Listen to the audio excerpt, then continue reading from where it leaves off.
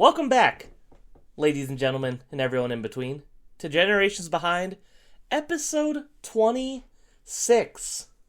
Episode 26. Sounds right. I am very happy to be here with you fellas today. I am one of your hosts, Craig of Craig's Game Room. To the side of me, the beautiful, in red, Mr. Zach Daily Beating. Zach, how are you today? I'm moderately happy to be here with you guys today. It is Saturday morning. I do have things I'd rather be doing, but I will be here nonetheless. It's true, he's contractually obligated to be here with us this Saturday morning, whether he wants to be or not. Below us, the luscious slut, Tyler Haight, the game collecting Reaper. Tyler, how are you today? Doing pretty good. Ready to talk about some retro revivals. Also, it may not be Halloween, but Zach can retro some Texas. Repping some that. Texas. I Got saw the the Buc-ee's Buc-ee's on there. Oh, hell yeah. So That place is like a cult down here, man. Like people love Buc-ee's so much. If you go on any major highway in Texas, Buc-ee's is like advertising in front of the other gas stations, like 75 miles to get to a good gas station. It's like it's crazy. I still feel like I didn't actually go to Texas because I didn't get to go to Buc-ee's. We didn't have time. I didn't get the true Texas experience. You don't want to go there. It's a shit show. There's hundreds of people in and out of that place. It's insane. Parking's crazy. There's like hundreds of. they got great deals on batteries. All right. Oh, I mean, they have quality products for sure. I got a 24-pack Duralast batteries, AA, because I needed them for my Game Boy because I was playing Pokemon Blue, and I have a regular ass Game Boy Advance, and bro, it was like $12. Like I was like, damn, all right. They're subsidizing their batteries to get people in the door. Yeah, probably. They're like, there's probably some idiot trying to play Pokemon Blue right now. Yeah. His batteries are dead. We could probably And then when stick a 24-pack on him. And if that's all we have, When he's going to be desperate. He's going to buy it. Then when I went through TSA coming back, they're probably like, the fuck, this dude got 22 batteries for it. Like, you know, so I needed 2 of them. Needed to. Good times. Next time I come to Texas, I definitely need to go to Buc-ee's. I feel like I missed out on the true Texas experience. Because I'm trying to think. I don't know if I did anything truly Texas-ish while I was there. Went to Whataburger, which is big in Texas, but they have that in Arizona where I'm from, so. And then... Yeah, I'm jealous. Yeah, fucking Whataburger. I didn't get to go to Waffle House, which is also everywhere, except for Nevada for some reason, though, so. There's a lot of stuff that just skips Las Vegas for some reason. Couldn't tell you why. Waffle House, the best time to go is like 3 a.m., something like that. You live it up. But it's so good. Did you know there's a Denny's in Las Vegas? There's a Denny's on the Strip. It's like one of the best food on the Strip. Did I know that? So that's true there. There is a nice big Denny's. There's also a McDonald's where the price of everything is quadrupled. You're like, I'll take a hot and spicy and a small fry, and they're like, all right, that'll be $17. And you're like, Jesus Christ. But they're like, where else are you going to go for McDonald's right now, bitch? You don't have a choice. One time I went to Las Vegas. I ate at the Denny's on the Strip, and I ate the California avocado chicken salad at a Denny's in Las Vegas. Was it the best meal you had the whole time? Oh, it's delicious. I know when we were there in Texas, me and Christian went to Nacho Daddy. Yo, that place was incredible. I got like surf and turf nachos. We have that here as well. I don't know what that Well, I is. just said when we went to Vegas. Oh, I thought you said when we went to Texas. Oh, That is what did he I? said. I meant Vegas. You Sorry, fucking I meant idiot. How meant dare Vegas. How dare you try to correct me on You know my what? show? You know what? I still feel like you guys are wrong. When we put this episode up, I'm going back and I'm finding it. You definitely said That's Texas. fine. We'll figure it out. Timestamp yourself and you will look like a fucking idiot, Tyler. Listen here. Okay, moving on. Nacho Daddy has yeah. buffalo chicken nachos that are also very delicious too. So shout out to those. Surf and turf are good. Here's one Christian got. This episode is all about most wanted retro revivals. We'll be talking about series that are long gone dead, or maybe not long gone dead, just been a while that we're hoping make a comeback of some way, shape, or form. I know we're all able You know what to come else up with needs a a little bit. revival? What? Your SD card. Oh, R.I.P. I was going to talk about that. We'll get into that. But as a reminder for you guys as well, episode 27 is going to be Chrono Trigger. So make sure you go ahead and start playing if you want to play along right in for the show. This is Patrick wrote in, said Chrono Trigger playthrough has commenced.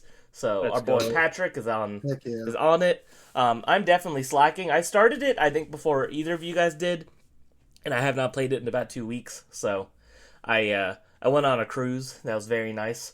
And while I was on the cruise, I did not have a lot of time for gaming. And then when I came back, I've been so exhausted from not sleeping in every day until, noon, 1 o'clock, and going straight to a buffet that I've just been too tired to play games when I've come home. So, gonna get back on the train this weekend. Because luckily Chrono Trigger's not that long, so I don't have to rush it. I could still kind of take my time, because I think probably max, it seems like 20-25 hours for a full first-time playthrough, and I'm already about 5 hours in, so feeling like I can still casually get through it. I beat it in 3 hours. I beat it in 3 hours, so. I don't think that counts, though. You said you got the bad ending, which I didn't even know there was a bad ending, so... I beat the game. The game ended. Did credits roll? I don't think so, actually. Maybe not. I hate when you finish a game and the credits don't roll. It bugs the shit out of me. Maybe it doesn't count as a beating the game then. Maybe that was just a go back and try again. Like, I think I talked about it a few weeks ago, but I played through Jumping Flash on the PlayStation Classics catalog, and the credits don't roll the first time you beat the game. You have to beat it a second time on the hard mode, and the hard mode is just that everything is the exact same, except you're supposed to beat the levels within 4 minutes instead of 8 minutes. And it definitely never took me more than 4 minutes to beat any level of that game. So I'm like, I'm not doing this. I was like, I'm not doing this again. I'm like, I got the platinum trophy. It's fine. I beat it. That's funny. Then you got the platinum trophy, but you did not roll credits. So stupid. Yeah, that annoyed me because I was like, a second playthrough. It was like, you're not done yet. And then it's literally the same game, just with different time limitations. And I was like, that's stupid. I'm not playing this game twice. Although, only an hour-long game. Might be worth a replay again one day. Oh, I didn't realize it was that short. Yeah, super short. So I beat it in one sitting.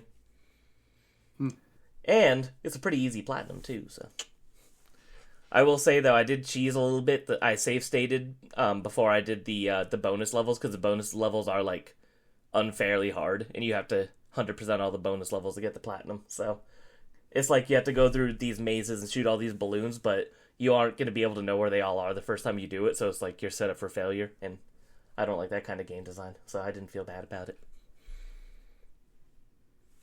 But yes, as Tyler alluded to, RIP to my 3DS SD card. Last night, I was doing the, you're rude.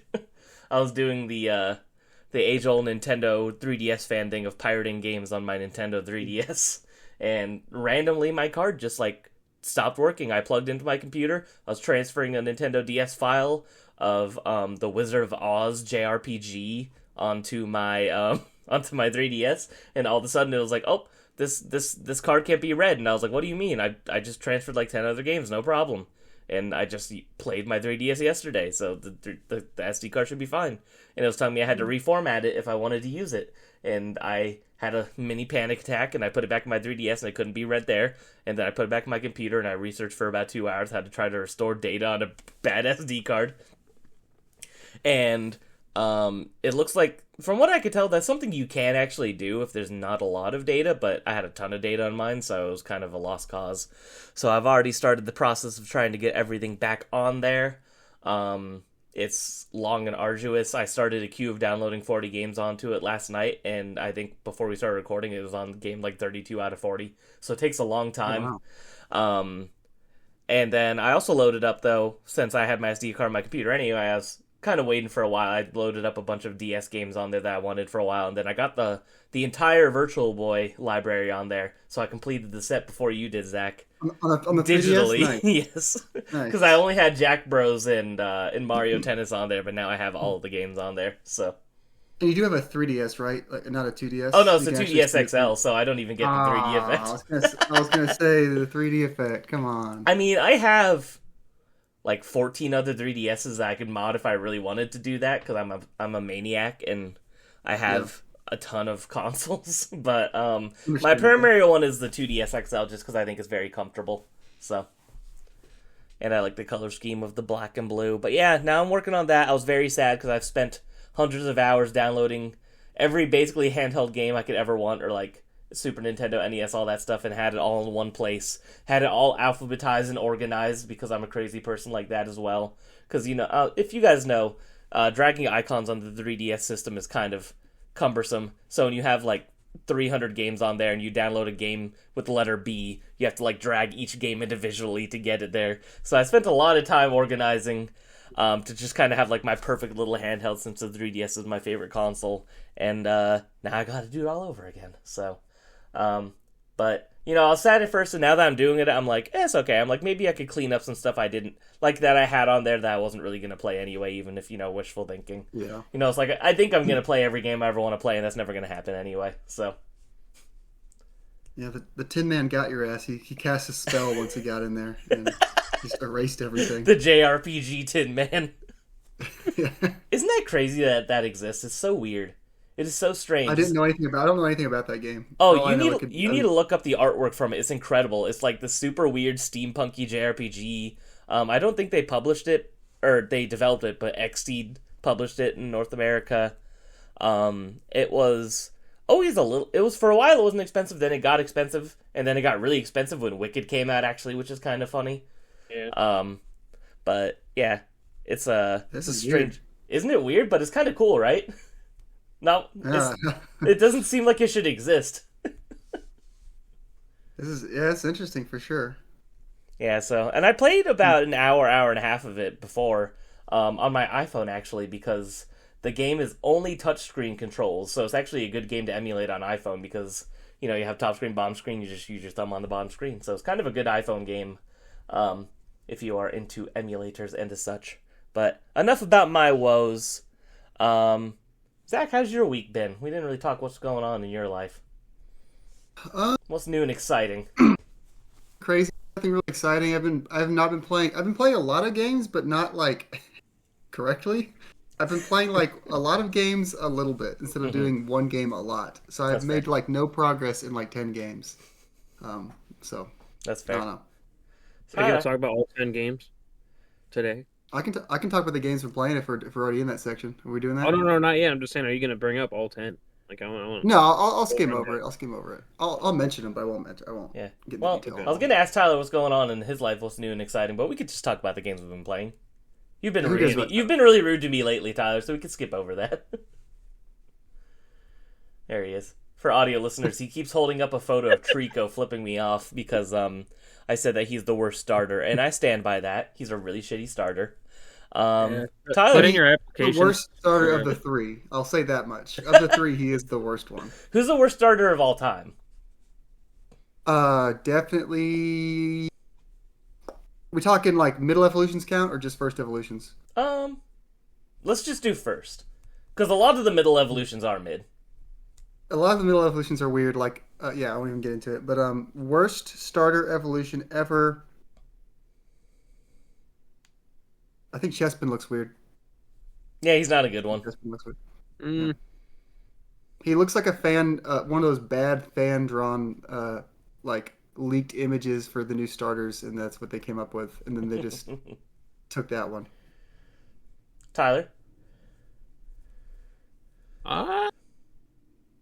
So yeah, I gotta go with Trico from Gen 3.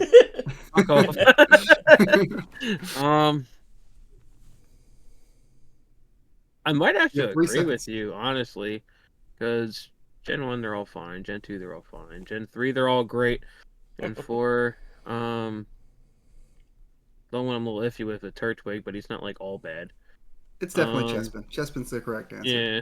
I mean, it's actually true, all jokes aside. Trico's isn't actually my least favorite. I hate his evolutions way more, but Chespin is the funkiest. Sceptile, bro? What's wrong with Sceptile? He's stupid looking. I don't like his design. He looks like he's supposed to be aerodynamic. Maybe he is. All right. I can go into the games I'm playing now. You good with that? Yeah. When we talk about my week's been great. Not a lot really happened. Yeah. Okay. Go ahead, Zach. Go ahead. All right. So, like I mentioned, I've been playing a lot of random stuff and not making great progress in any of it. So, real quick, Monster Hunter Wilds. I am almost through rolling the credits of the game, which is not even halfway through the actual game. But I played for another couple hours this weekend. Dragon Quest 3 HD 2D. Turns out that game's really good. I've never played Dragon Quest 3 before this, and I really like Dragon Quest 11. And Dragon Quest 11 reuses all those classic sounds, like the level up sounds and the going down the stairs sound and opening all these like classic Dragon Questy sounds. And just playing Dragon Quest 3 and hearing those little details are really good. And the game looks really pretty. The music's really good.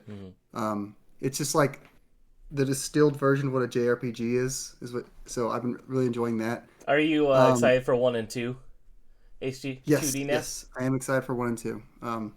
That's why it kind of like pushed me to like get back into playing it because I want to finish before those come out.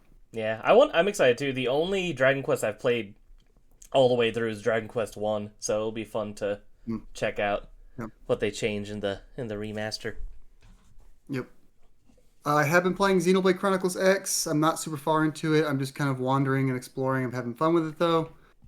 Bit of a slow start, and the game is super long, so I'm kind of worried for how long it's going to take to get like really into it. But I did play Split Fiction for one night with my roommate.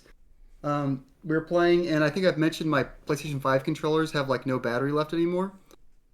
They just die like in 45 minutes. No, that's so. We played until my battery started dying, so I plugged my controller in, and then hers started dying, so we plugged hers in, and we hot swapped a couple times, and then we just gave up. They were just dying too fast. Yeah. So I need to get a new controller before we continue to play that. But it's fun. It's like it's a third person platformer. So it's pretty fun.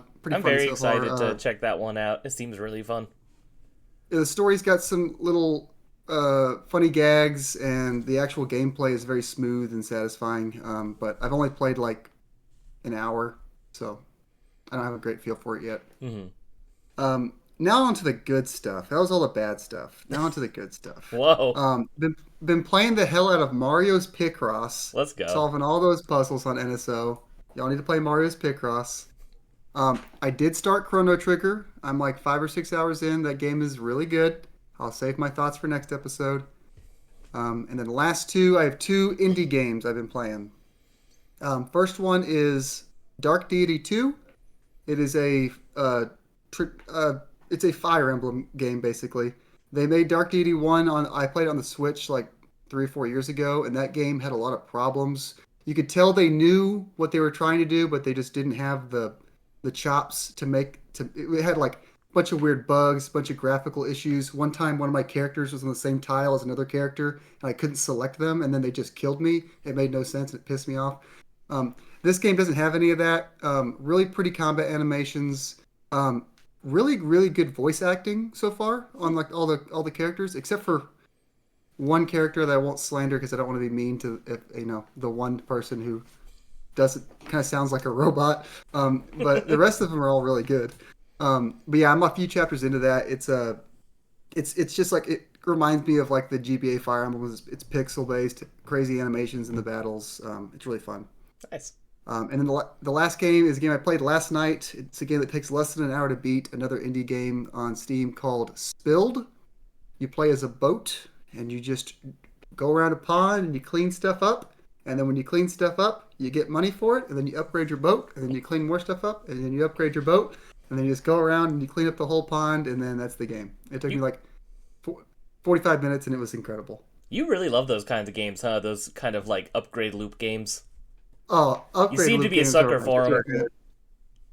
One of my favorite when I was a kid on the I can't remember what website it was. It might have been coolmath.com. I don't know. Hell yeah. There's this game like a penguin on like a glider, and you like go a distance and you get paid for it, and you upgrade your glider, then you get a rocket. I know exactly what you're talking about. Yeah. I used to play that game all the time. I think that just the loop of doing something, getting an upgrade, doing it better, just worked for me. So Cool Math was the fucking best, dude. That was the best website. So for fans of a game about digging a hole, we have for you this month Spilled. Go play Spilled. It's like $5. I want to play both of those, honestly. They seem like fun, so. You can finish them both in an hour and a half, and it'll cost you $8 to play them. I love a good afternoon game where you could just beat it in one sitting and you're done. The older, it's hard because my favorite genre is easily the JRPG. But I feel like the older I get, the more I prefer the short experience games than the long experience games. Well, it's like I would love to play. I mean, like I said, I'm playing Xenoblade Chronicles X, Monster Hunter, Dragon Quest 3 HD2D, all at the same time for some reason. And I would love to sit down and play each of those games for 60 hours, just knock them out. But I'm too ADHD. I got to play them each for an hour and then get nowhere in any of them. But I get that. It's tough. It's tough out there. That's why a lot of the I mean, RIP again to my 3DS SD card. There's about 6 or 7 JRPGs I was part of the way through. I'm gonna have to start over now. It sucks. Fire Emblem Echoes, the first no, it hurts. Soul Really Hackers hurts. game, Yokai Watch. I remember Raiden Historia a while back. I was a couple hours into that, so it's like all these games I'm just gonna have to start over, and I'm like, especially Fire Emblem, because I was more than halfway through it, I think, with where I left off. So I think you were in part 3, right? Yeah. You're probably like 60% of the way through. I got that purple hair girl, and I remember hearing she was more than the halfway point, so don't remember any of the names of these characters, but you know what? That game has really good voice acting, though. I remember thinking that the whole time I was playing it, too. The voice acting's really good in Echoes. They made that game as good as they could with not changing any of the maps. Like, they kept all the maps Yeah. from the NES. And that was the worst part. Just the very basic, like, here's a field. Yeah, And it's very, like, okay. very simple. But the presentation is incredible in that game. The artwork and the music and the voice Oh acting my is all god, top the music notch. is so good. It's probably my second favorite Fire Emblem soundtrack that I've heard so far. Awakenings is my favorite, but I think part of that's just nostalgia. So, because it's old, that game is old enough now to be nostalgic for, which is disgusting. So, Yeah. we're getting old, fellas. Tyler, what have you been playing? So I've been playing Earth Defense Force 5 with my buddies Jonathan and Matt. That's been pretty fun. I never played any of the games, so it's kind of cool to check it out and play co-op. Those are like the Yeah. giant bug ones, right? Like you're killing giant Yeah, bugs. you start off with ants. You're killing all these giant ass ants, and then there's like giant red ants that'll bite you and freaking fling you around until you're dead, and then you go flying. Then there's spiders, and then you run into an alien species that they say looks just like you, and they're like these 100-foot tall frogs with laser guns that they say look just like you, which they don't. That's where I got I so come far. across a few of those in my day.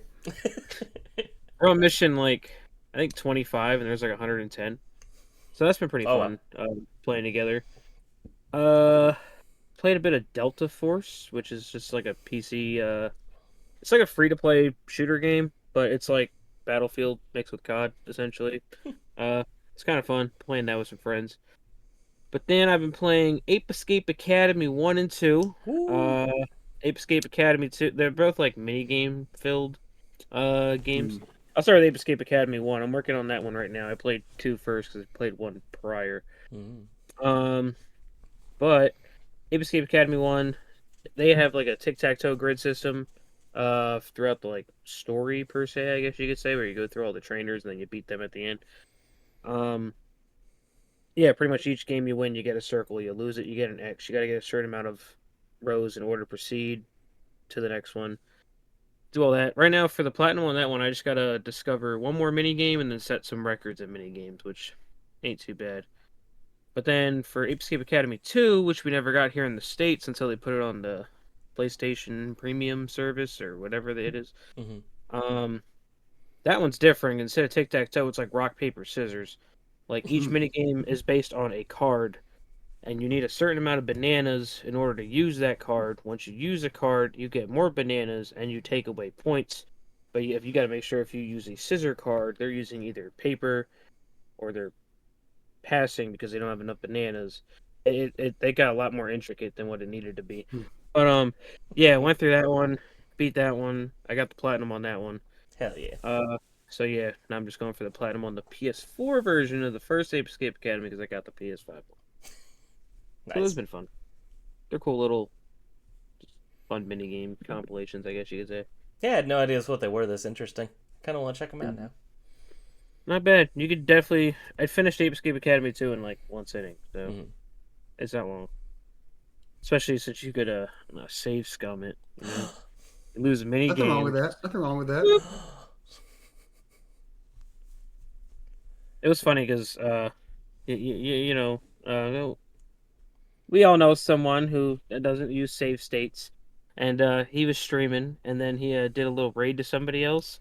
And right when he did the raid to the other person, he was playing Lunar. Then he mentioned save states. I was like, "Oh, you mentioned the sacred word."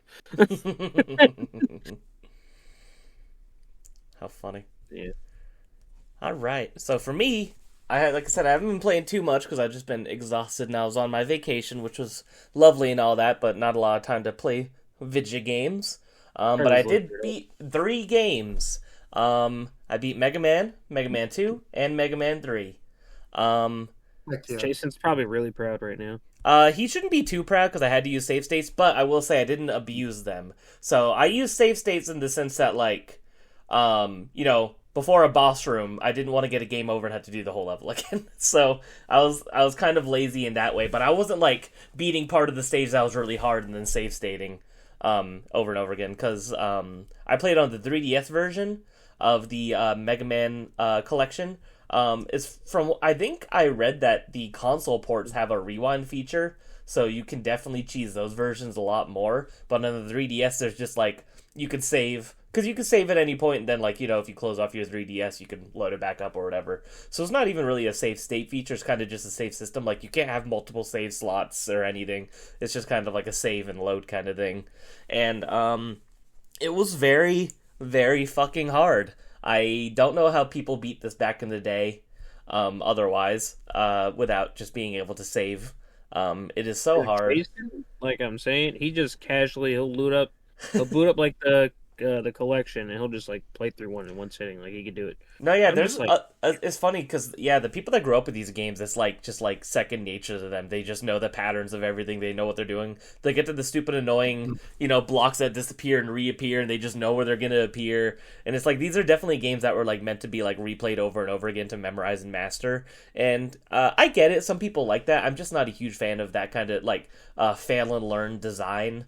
I prefer where it's like if a game has a challenge in front of me, I don't like when there's like 0% chance that I'll get it the first time. Like I like having the opportunity to succeed on the first try. And Mega Man doesn't let you do that. It's pretty much always going to throw some bullshit at you that you don't expect to come. And I know that's just kind of the nature of NES, so I get that. But yeah, these games are very good. I definitely want to play every Mega Man game now. I definitely got a bit of an itch from playing these. But after the 3rd one, I started up the 4th one, and I was like, I need a bit of a break. So me and Mega Man are on a little bit of a break right now. We're not talking, but I will get back to it. If I had to rank them, I do think that 2 is the best one. I know that's kind of the popular opinion, so I'm not blowing any minds there. And then Mega Man 1 actually is probably 2nd, and Mega Man 3 would be 3rd for me. And that's just because Mega Man 3, I thought was the most unfairly hard at some points. And it runs like shit, which is super interesting. Like, I've never played an NES game with so much slowdown in my entire life. It's constantly chugging. And I thought that was strange because I haven't really seen that in a lot of NES games I've played. Not that I'm like a seasoned NES player, but I just thought that was interesting. You're just running through regular levels, and all of a sudden the frame rate drops to like 1. It's kind of insane. So I will say though, Mega Man 3 definitely had the easiest final boss, which I found interesting because the rest of the game I thought was much tougher than the other 2. And then if you know the boss's weakness for the final boss, you could literally beat him in 1 hit. So it's very anticlimactic. But very good. Real quick. Yeah. What was your favorite of the Robot Masters in 2? Because I know Jason's. I want to see if it's the same or different. I'm going to look them up real quick just so I can make sure, because it's a little hard to, like, when you play these games back to back to memorize which bosses are from what, because the games look the exact same. They all have the exact same art style and sprites and all that. There's 6 Mega Mans on the NES, right? Yes. Let's see. I remember liking I liked Quick Man a lot. His like kind of like boomerang thing I thought was really cool. Metal Man's weapon's definitely the most OP. It's just really useful. And I you know what? I lied. I like Woodman because I love his weird little leaf shield thing. I thought that was a lot of fun. I'm going with Woodman. Woodman's fun. Now, if you had to guess Jason's, what do you think Jason's favorite would be? He's definitely a Woodman guy. I'm gonna just throw it out there. How about Airman? Is Airman his favorite? Nope. Who's his favorite? Bubble Man. Bubble Man. Yeah. Bubble Man is the weakness of the final boss, after all. So, and I will say that the ending sequence of Mega Man 2 is very fun and very funny. It's very cute. I had a very good time with it. I don't know why I don't feel like not spoiling Mega Man 2, but I'm not going to spoil it just in case anyone actually cares for some reason. So, but yeah, shout out to the original Mega Man games. I definitely have my qualms with them just because in terms of game design, they're not usually what I'm looking for in a game. But I'm enjoying my time with them, so I'm definitely going to keep going. There's 11 of the classic style Mega Man games, so I have a long way to go. Have either of you played Ratchet and Clank? Yeah. Series? Only the more modern ones. So I was listening to a podcast. I can't remember the podcast, but they're trying to say like, how does Mega Man like revitalize itself? And they're like, just make a Ratchet and Clank with like the weapon wheels, like the different like abilities, or the different like robot masters you could switch to and stuff. I was like, I'd play a third-person shooter Ratchet and Clank style Mega Man. That'd be fun. I definitely think Mega Man can work in 3D like that. I mean, obviously they've done it. There's the Legends games, but I don't know how similar those are to classic Mega Man. I will say, I think Mega Man Legends might have the best like art style for a game ever. That weird kind of like I don't even know how to describe it. Just those games look so good. They have such a cool art style. People who like those games love those games like no one else. That's true. They're actually insane people. So shout out to you Mega Man Legend fans out there. Sorry you never got Legends 3. It's a shame that got canceled. Would have been a cool 3DS game. My friend has a like my buddy. Well, I don't know if I should mention his name, but because he does. But yeah, dox him. Dox him. I ain't gonna do it. But he has like this cool promo like of the canceled Mega Man Legends 3 like. Thing. It's like this giant banner or something. That's like cool. That, if I remember correctly. When he showed it to me, I was like, "That they have that? You have that?" That's cool. But yeah, I have Legends 1, 2, and Tron Bonne loaded up on my Vita because that's the series I want to marathon one day. Dude, I always want to get Tron Bonne, but it's so expensive. It's gone down a lot. It's like half. Yeah, I think it's like in the 400 or 500 range now. For a long time, it was like in the 800 range. So. That'll be my too many games purchase if I could find one. There you go. Got Konoha last year. I'm gonna get Tron Bonne this year. Might as well go for a PS1 set. If you have the most expensive game, right? Might as well. What is the most expensive PS1 game? I'm pretty sure it is Tron Bonne. Let's go to good old pricecharting.com. We'll find out right now. Pretty sure my store has a Tron Bonne behind the glass. I'll go check next time I'm there, see what they have it for.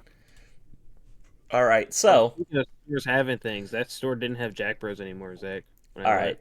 Oh dang! So if you don't include variants, right? Like there's a couple of random ones, like misprints or different printings of games and stuff. Then it is Tron Bonne at $539. What's second? Persona 1 at $415. Wow, I didn't realize Persona 1 was that high now. What's number 3? Persona 2? Nah, Tail Concerto.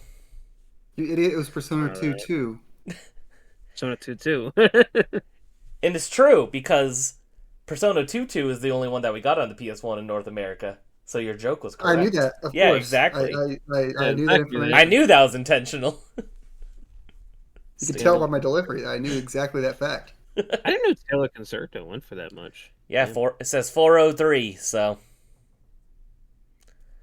Man. Yeah, the most expensive game right now, if you include variants, I'm not counting Elemental Gearbolt Assassin's Case because that was like a giveaway thing, but NFL Blitz 2000 Greatest Hits, CIB price $2,499. I don't believe that's accurate. I feel like there's no way.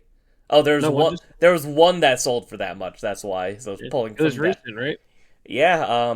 As of like 2 weeks ago. Yeah, Rob put that in the Discord. That's crazy. That's crazy. All this talk of games and their cost reminds me. I did forget to say something about my week. I didn't get to buy any games the last couple weeks because I had to spend $1,000 fixing my truck. That's right. Because I tried to go to work in the morning and I tried to brake and it didn't brake and I drove out in the intersection because my brake line had ruptured. Oh my God! I had to go get that fixed and I had to go get new brakes and everything. I know that happened. You're okay. That's terrifying. Well, it was like an empty road at 6 a.m. So I was like, oh, let's just stop at the stop sign. And the first time I tried to stop, I'm like, oh, clearly I was just tired. That's why I didn't stop.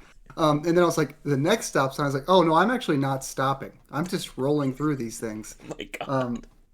And then brought my truck into the brake shop, got new brakes, I got the brake line fixed, and at the end, the guy tells me he found a $20 coupon for me, so it would only be like 9 something. I'm like, thanks, pal. I appreciate it. I appreciate the like, coupon. why did you fucking piss on my shoes while you're at it? Jesus Christ. Yeah. It was so funny. I brought it there, and they basically had me hostage. They had my truck up on the thing, And I took an Uber home. They called me, like, we won't work on it until you approve the price. It's this much. I'm like, well, do I have an option? I have no brakes, and you have my truck. Where are you going to take it? What do you mean? Like I have to. You have to fix it. So I guess whatever you charge, I guess I'll pay. Man, that sucks. So, yeah. I know. The year of car problems, apparently. I had my engine issue. You had your brake issue. Tyler, you made up for yourself in December when you had your terrible crash. So yeah. that makes up for at least 2 years of car troubles. Died. It's just so funny to think, like, you're talking, like, all these expensive games. Like, oh, I don't know when I'll ever get a chance to buy that. And then randomly some bullshit happens where you have to pay double that. No questions. For something that's not even fun. Exactly. I could have bought 2 Tron bonds. It's like, no, instead you have to fix your functioning vehicle to make it functioning again. It's like, damn it. But that is a total bummer. I know, I'm sorry. When we get to the section where we show off our recent pickups, can you bring your truck in? No, I'll open the window. It's doing well out there now. My CIB brakes. CIB brakes. Yeah. No, they're out of box now. They're loose, unfortunately. I hope they're not loose. I take that His back. brakes were loose. No, if anything, it's you got the manual opposite. For him. My truck's in 07, and I've had the rear brakes have been the same ones that's been there since 07, so it's like slowly been wearing down this whole time. And now when I brake, they're so like good that I'm fucking hitting my windshield every time I brake because I'm not used to it. I'm not calibrated. So I'm like jerking around the road like a 16-year-old trying to learn how to drive. I'm starting over. Yeah, gosh, that's awesome. But, good times. Yep.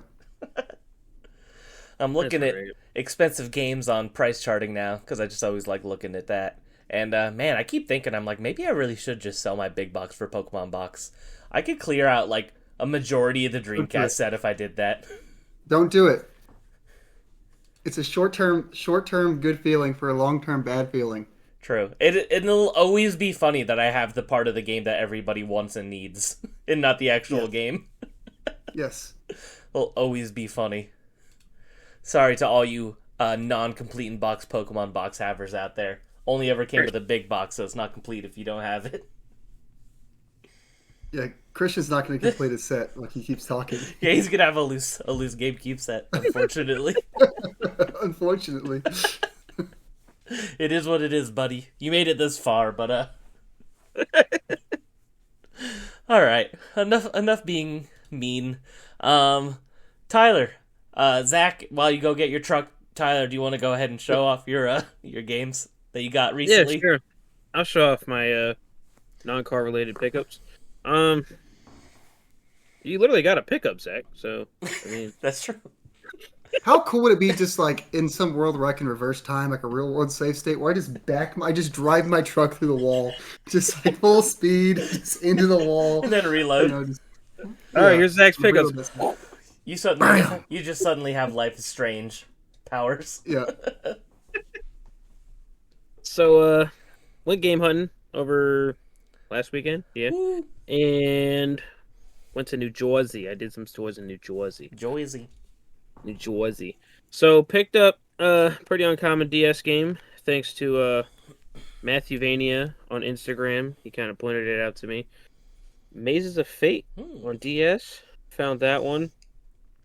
I guess it was originally a GBA game that they ported to the DS. Craig, you could probably correct me. Yeah, it's a GBA game too. Yeah. So that was pretty neat. Found that literally the first store. I was like, yo, he was just talking about this. I'm gonna buy it. Never owned this, so for like $10, I was like, why not? The Street Fighter 4 lenticular cover. Oh, sick. That's cool. 3DS. I thought I was having a stroke there for a second before you said lenticular. Zach's like, why is he moving? That's a very fun version of that game, by the way. I would recommend actually playing it. Yeah? Yeah, I had a good time with it. Selectable 3D modes, incredible depth, and new perspectives. It's fun. Can't put that shit on a 2DS. Picked up a couple PS4 games. This one's been kind of like going up, and I found it for $20, so I figured why not. Onimusha on PS4. Grab that. Yeah, it plummeted. It was worthless, and then it started to go up when they announced the new game, and then VGP reprinted it, and it brought it back down again. So shout out to VGP. VGP always doing the reprints now. Also, a little bit of uncommon that I discovered. Earth Defense Force 5. Did not know it had a physical. And there's like one listed on eBay right now if you want to spend like $90-some on a brand new copy. Wow. Don't do it. I got mine for $25. Stickers on there. When are you guys getting arrested? Somebody in here. I almost said my city. That would have been bad. Dox yourself. Just dox us. That was an Amazon pickup. I'll go over that last. So, about 3 stores into this, we were talking about just like weird license games, and then Jonathan brought up how Over the Hedge was like a really good licensed beat 'em up. And I was like, really? I was like, I gotta check it out, right? So, every store we went to, I was looking for fucking Over the Hedge, and none of them had Over the Hedge. Until we got to the very last store, and they had 2 copies, so I got fucking Over the Hedge. I'm being gaslit right now. I refuse to accept that that's a good beat 'em up. Apparently it is. Play alone or with a friend in over 30 levels of destructible environments. Yeah, test your skills in funny, crazy minigames, some other shit. I don't know. We'll test it out and we'll figure it out. Maybe if I figure out this YouTube live streaming thing, we'll fucking live stream it. Live stream Over the Hedge. I would definitely make sure to be there for the Over the Hedge live stream. Wouldn't miss it for the world. So I just need to get a... I mean, I could just get it another way and then easily stream it. Either way. Then I found these 2 Vita games that I still needed, and Craig was like, those are really good prices. You should get them. Mm-hmm. So I did. I got both the Atelier Collector's Editions. Hell yeah. Well, I don't even know if they're Collector's Edition. I think they just came like this. I don't know, honestly. I might not have a CIB Vita set. I don't know. Yeah, bro. I'm getting there before you. No. But, yeah, I don't know. I think one of them actually only came that way, and the other one didn't, but I can't remember which one. But, yeah, they're pretty neat. Yeah, seeing them, pretty good price. Got like both of them for $200 or something like that. So that was good. And then Amazon pickup, they had this for like $10 or $15, so I figured why not. And that is Cotton Fantasy. Oh, cool. So pick that up as well. What is with the like revival of Cotton? Hasn't that been so weird over the last couple of years? Like, there's been 1,000 re-releases and like some new games. I don't know what the hell happened where people care about Cotton all of a sudden. Because nobody knew what that series was until, like, a few years ago. Yeah. Yeah, like, Fantasy, Cotton Revival, Cotton this, Cotton, like... So many new. And I'm like, I only know about it because I spent most of my early teenage years watching random YouTubers talk about niche Japanese video games. And now everyone loves Cotton. Zach, you get your truck yet? You want to go next? I did not get my truck yet, but I had the rest of the pickups handy, so... Oh, he still got some. Yeah, these came before the truck thing, so I didn't feel guilty about getting them. So I already mentioned this game once in this episode, but I've been playing a lot of Mario's Picross on NSO. And I wanted to buy the North American version, but it's not super plentiful on eBay. There's like a couple listings, and they're like $200-something. And I was like, that's a little bit too much for me. So I got the Japanese version. Nice. Because you don't need to be able to speak. What? That's like 1/5 the breaks. Yeah. Well, this one's like $20, and you don't need to know Japanese to play Picross. So I got that, and the Japanese-only Mario Picross 2. Hell yeah! Which I think has a cool box art with Wario and. I love Japanese Game Boy like boxes. Oh, yeah, it's such a weird, fun shape. Yep. And then speaking of weird, fun shapes, I also got Super Mario's Picross and the SNES, the Super Famicom. This is also on NSO if you want to play it. But yeah, so now I have, as far as I know, all the Mario's Picross games, Japanese versions at least. I would like to get the North American version of Picross 1, but the copies are a little too rich for my blood at the moment. I don't think they're worth $225. One guy keeps like lowering eBay keep getting offers. He like, keeps setting it a little lower. It's down to like 175 now. I'm like, you're getting closer, buddy. Not quite. Like, what are you aiming for? Like 150? I would probably go for that because Bird Dog was helping me out. They get sold. The auctions of them were getting sold in like the 125 to 150 range. Because no one pays attention to Mario's Picross, I guess. So if it can get to like closer to 150, I would not feel bad about doing a buy it now for that. But there you go. Yep. I have one game. I have not been buying many video games. I got this last night. Yeah, it's hard to play video games when you're in the middle of the ocean. That's also true. And it's a game I bought just off of impulse. It's called After Image. It is a game I never heard of. I just thought it had cool artwork. I had a $5 GameStop coupon, so it was only $15, and I just thought it looked cool. So just totally based off the artwork, I decided to buy it. It looks like it's like a Metroidvania, so could be cool. I really like the art style, just looking at the screenshots on the back, so just kind of a totally blind pickup. We'll see if it ends up being any good or not. I was like, this also looks like it could be a potential rare game one day, because it's by Modus Studios, which I've never heard of, and it's an anime game. So I'm like, maybe this is a potential rare. And I looked it up on eBay before the show, and there's like 100 copies listed. So got some pretty good reviews too. It looks neat. I'd never heard of it, so yeah, it's got a 79 critic score and a 78 user score. So it might be worth checking out. Yeah, interesting little PS5 pickup. There's a lot of games I want to buy right now. It's just they're all new releases, and I'm trying to wait for some sales. Like I really want to get Xenoblade Chronicles X. I really want to get Suikoden 1 and 2, the remasters.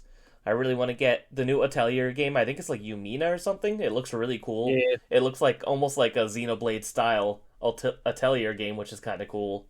And then we're getting the Lunar game soon. So there's a lot of new releases right now. And I don't got new release money at the moment, so I'm just hoping some stuff goes on. I have a feeling Suikoden collection will go on sale pretty fast. I just feel like that happens a lot with Konami collections.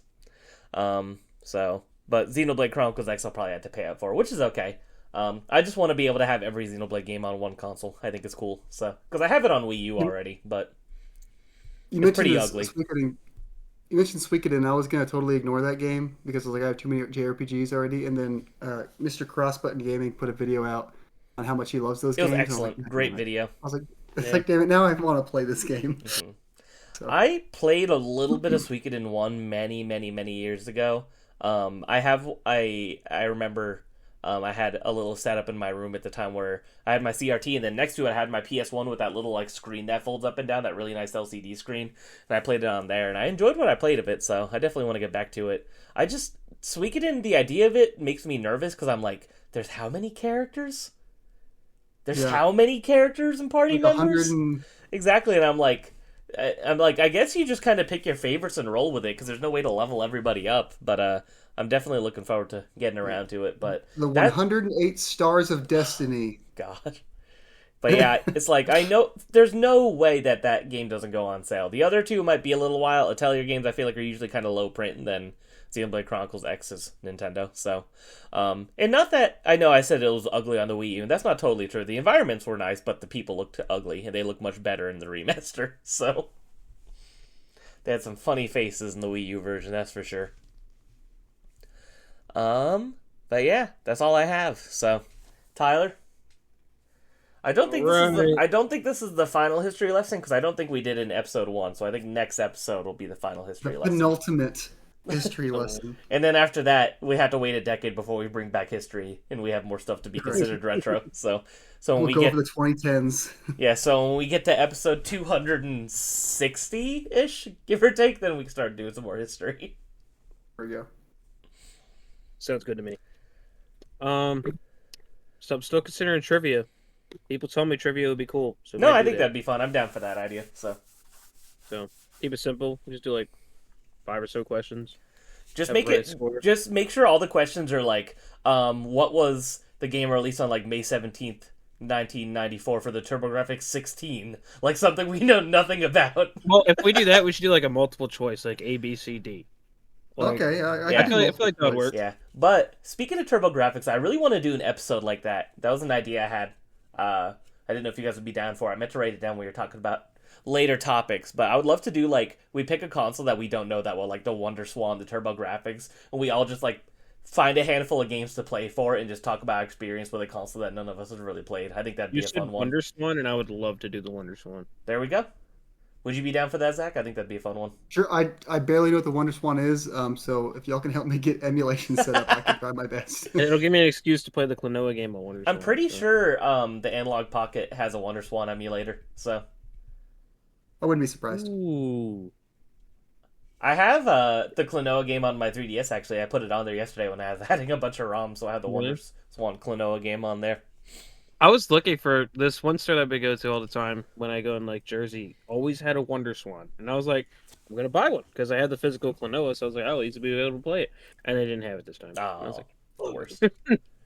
Like, well, can't get that. So yeah, maybe coming soon to you, a WonderSwan episode. It'll be the first episode of Generations Behind with negative reviews. Like it'll views. Yeah, it'll have -5 views because no one's gonna care about that but us. But it'll be fun. Tyler, hit us with some history, teacher. All right, so we started off real good. March 19th, 2010 is when the British Academy of Film and Television Arts 2010 Video Game Awards ceremony is held in England. So, yeah, you guys know the drill. Good job. Why does it start out with best game? I don't want to start out with that one. Give us that last. What had the best gameplay? What year was it? Sorry, 2010.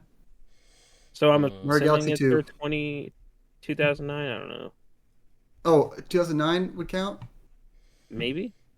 I don't know. Yeah, these 2009 games, these 2010 games. I'm gonna say Uncharted 2 if it's 2009 games. Greg? I'm trying to think what came out in 2009. NBA 2K10. Batman Arkham Asylum. Oh, okay. There you go. All right, valid. Best action game. Uncharted 2. Yep. Best handheld game. 2009 games. Okay, good. Okay. I don't think Rhythm Heaven. DS maybe. Yet. Yeah, I don't think Rhythm Heaven was out yet.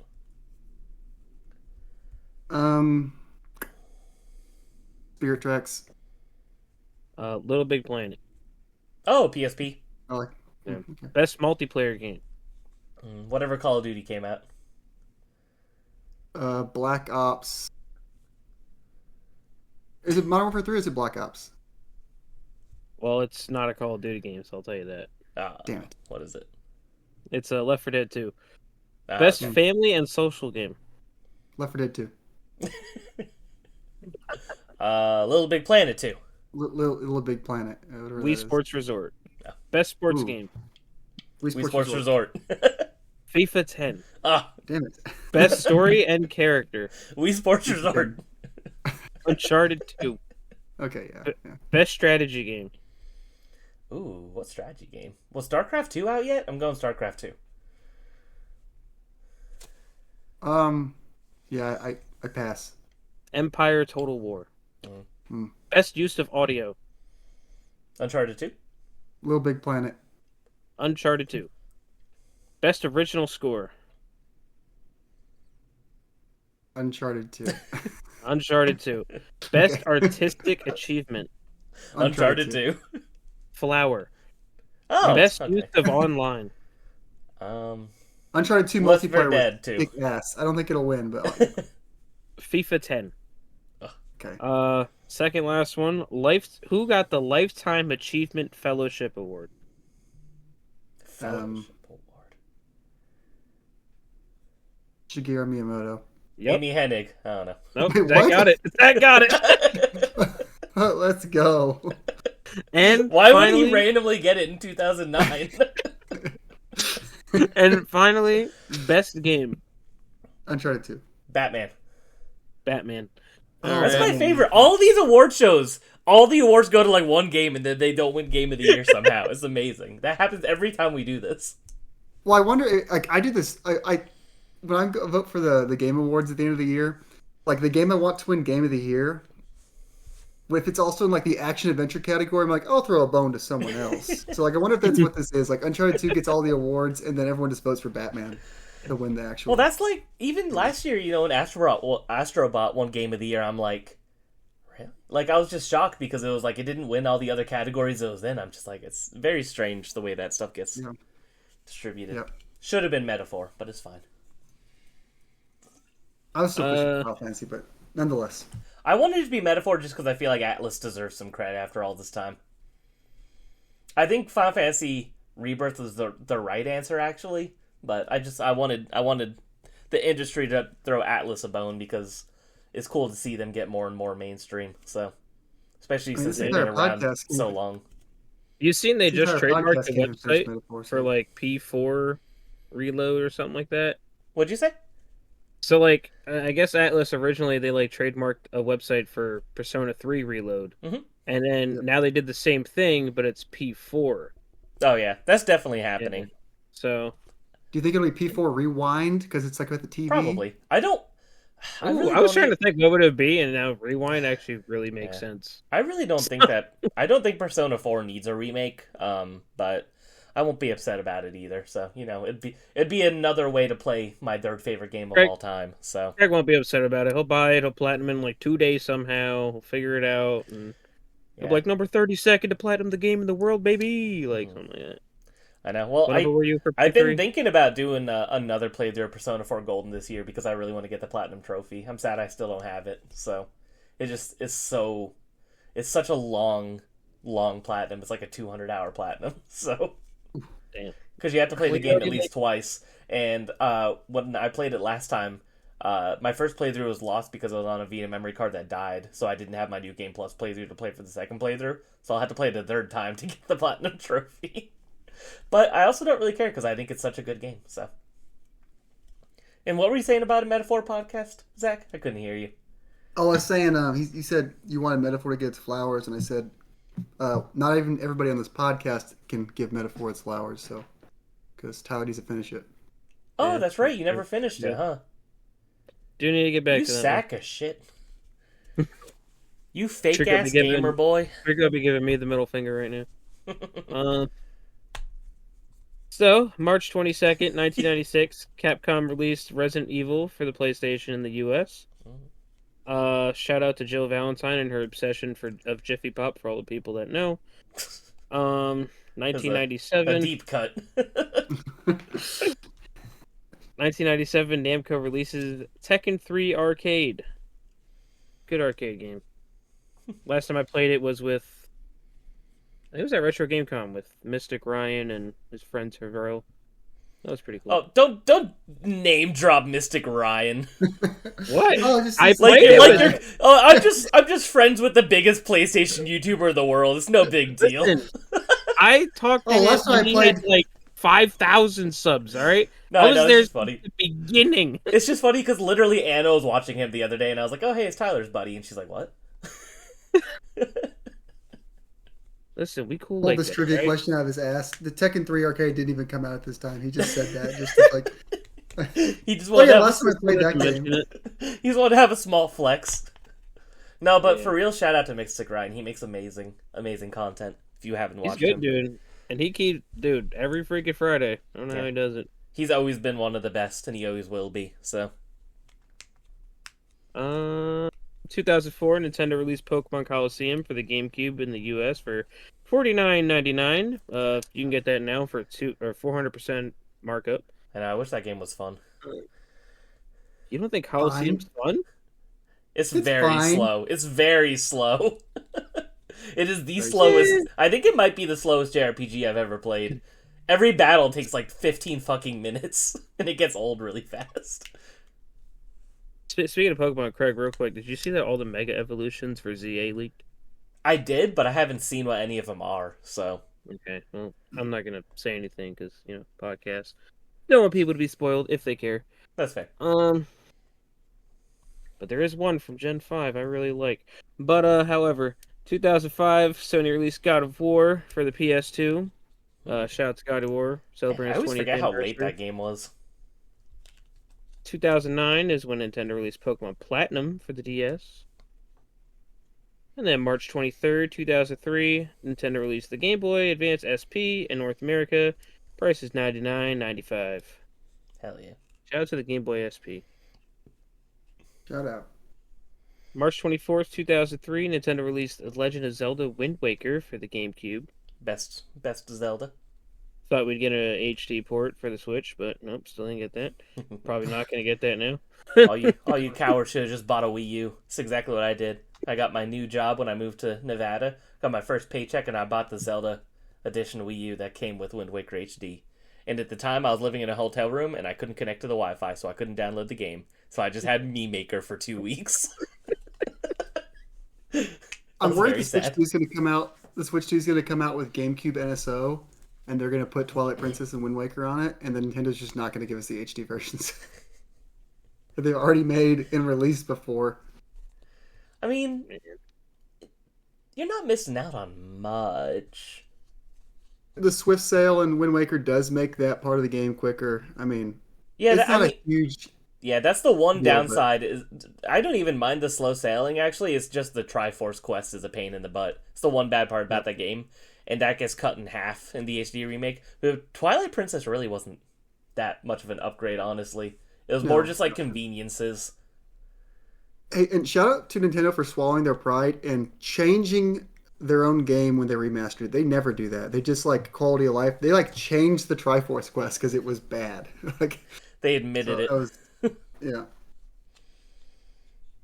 Then 2005, Sony released the PSP in North America, which apparently I didn't know had 24 launch games.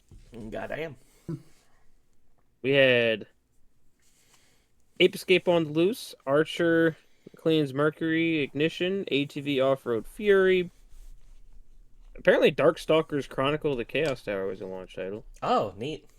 I didn't know that. Dynasty Warriors, FIFA Soccer 2005, NHL, Luminous, Metal Gear Acid, MLB, MVP Baseball 2005, because we need 2 baseball games as a freaking launch title. NBA Street Showdown, same with NBA.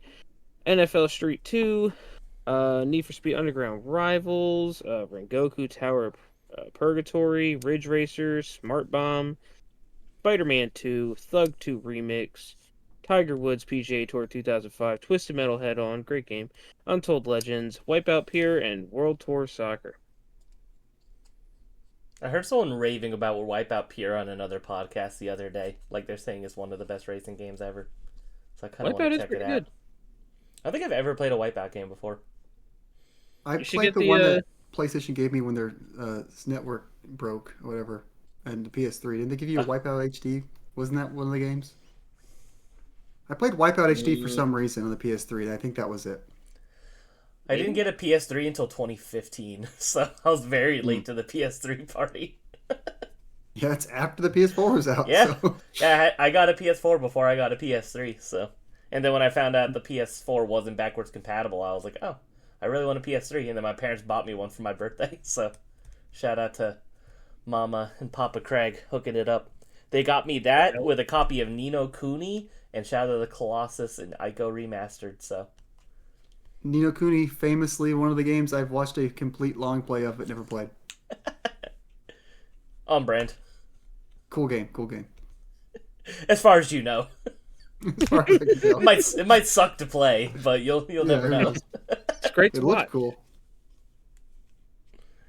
cool. March 25th, 2008, Square released Crisis Core Final Fantasy VII for the PSP in the USA. Nice. And Canada.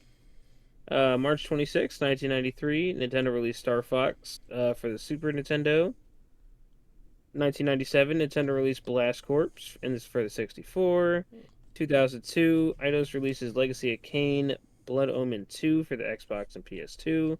I want to play that remaster of those 2 games. Yeah, I've heard they're good. Legacy of Kain. 2003, Capcom releases Automodelista for the PS2. Price is $49.99. It also has GameCube and Xbox releases. Wonder if they came out later. Yeah, no, because this one just says PS2, so it might have. March 28th, 2001, Nintendo released Pokemon Stadium 2 for the 64. Zach's still scared to play the minigames. He got lucky the first time, and now he knows he's going to lose. his title, so he doesn't want to play again. March 29th, 1998, Squaresoft releases Parasite Eve for the PlayStation, which apparently came out in Japan and the US at the same time, which is kind of like... Oh, weird. That never happened. Yeah. And then finally, our last little news, March 31st, 2001. Craig, do you know what happened on this day? March 31st, 2001. I don't. Well, you should, because you're going for a set that died on this day. Because 2001, Sega halts production of the Dreamcast system. There we go. Womp womp. Womp womp. The good old Dreamcast. I need to buy a Dreamcast game. It's been a minute. I guess I should pimp that. I didn't do that at the beginning. New video on my channel about collecting the Dreamcast set. Check that out. Yeah, go watch it. Part 6 of 5 upcoming parts he wants to make. Shut up. It's accidentally labeled as part 6 because I copy and pasted the title from the Vita collecting set and just changed the words, but I forgot to change the part. Oops. I was watching the video, like, I didn't realize you said part 6, and then I was watching the video, and then you said, yeah, I'm gonna do this with 5 parts, and then I seen you said part 6, and I was like, damn. I know, thank you for pointing that out to me before the video got more views, because I felt like a dummy. But it happens. Zach has a new video, too, that everyone needs to check out. Oh, yeah. Top 25 first-party Switch games. Yeah, shout out to number 8. Number 8 was... I think it was Metroid Dread, I think. Spoilers. I don't even remember what number 8 was. Oh, I just remember when you put out the first part out. I just remember when you put out the first part, and I was like, can't wait for number 8.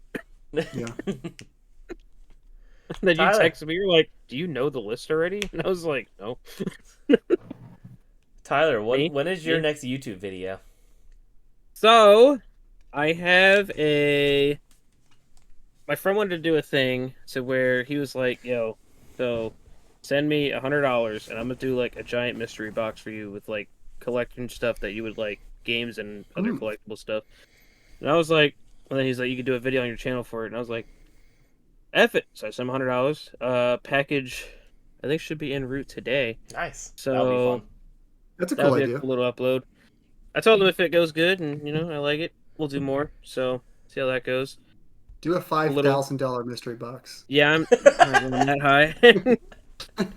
Tell him $500, see what he throws in there. That's a fun idea. I like that.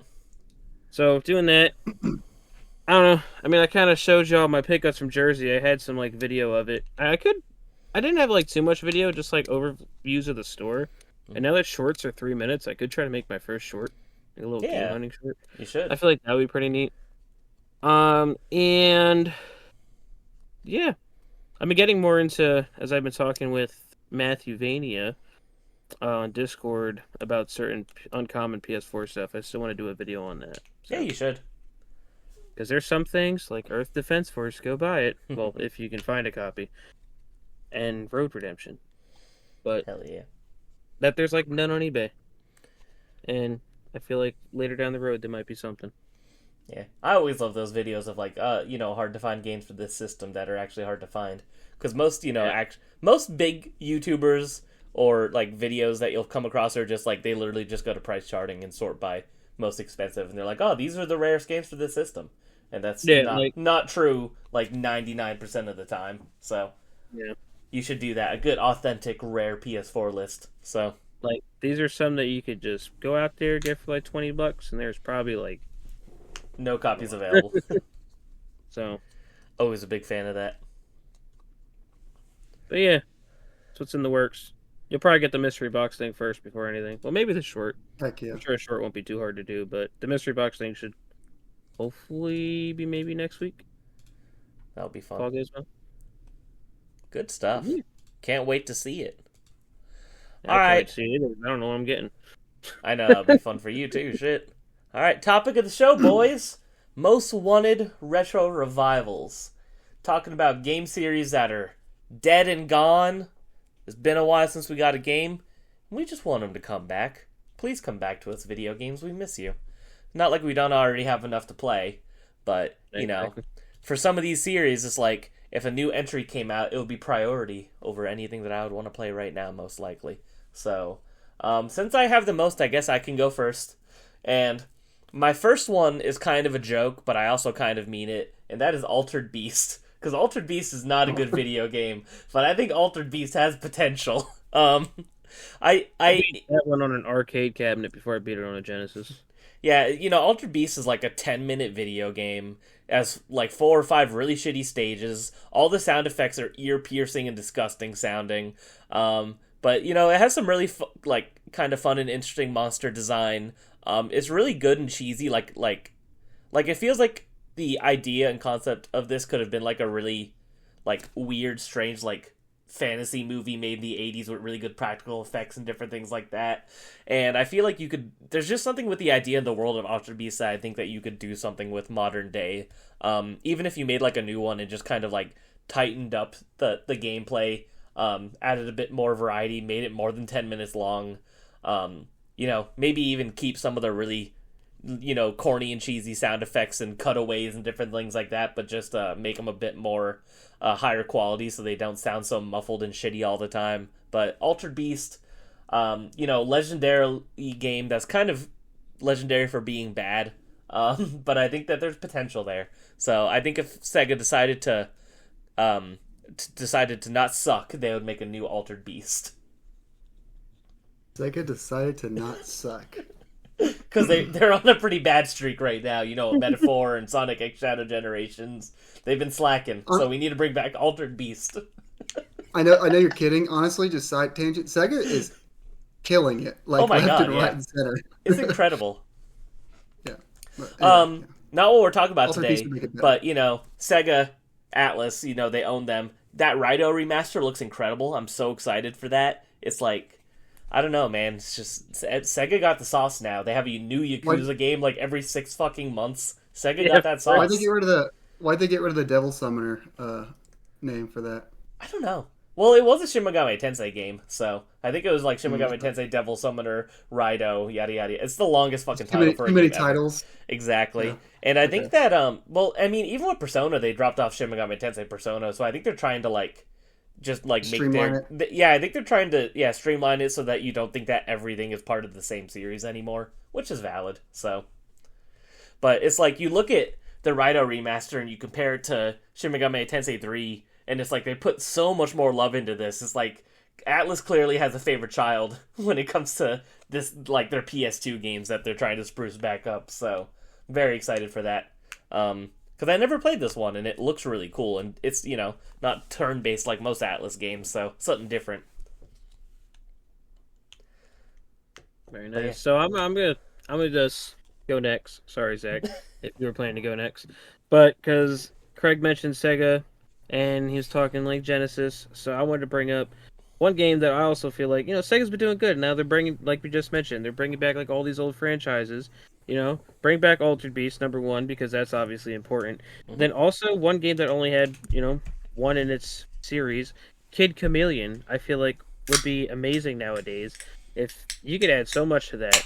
That game was just a great platformer, having all the different abilities you can get, like the skull head and the ninja hat. I think there was like a lizard one, and just, you could expand on that, make it even more. I would say like brighten up the graphics, you can make it more modern, but honestly I feel like that Genesis art style was just really good. You could just bring it back, maybe you can clean it up a little bit, but I feel like that would be one really cool one to see come back. Yeah, I've never played Kid Chameleon. I know of it because it's just a famous Genesis game, but I don't think I've ever seen gameplay of it. I'd have to look into it. Oh, it's so good, dude. I feel like you'd like it. I know it's on the PS4 Genesis collection, so maybe I should check it out. It's on there. And it has a lot of levels, more than you would think. I don't know how many offhand, but I remember when Christian was talking about, me and Christian were talking about it because I introduced him to the game and he really liked it. And I was like, I don't even know how many levels there actually are because, fake fan, I never really beat the game.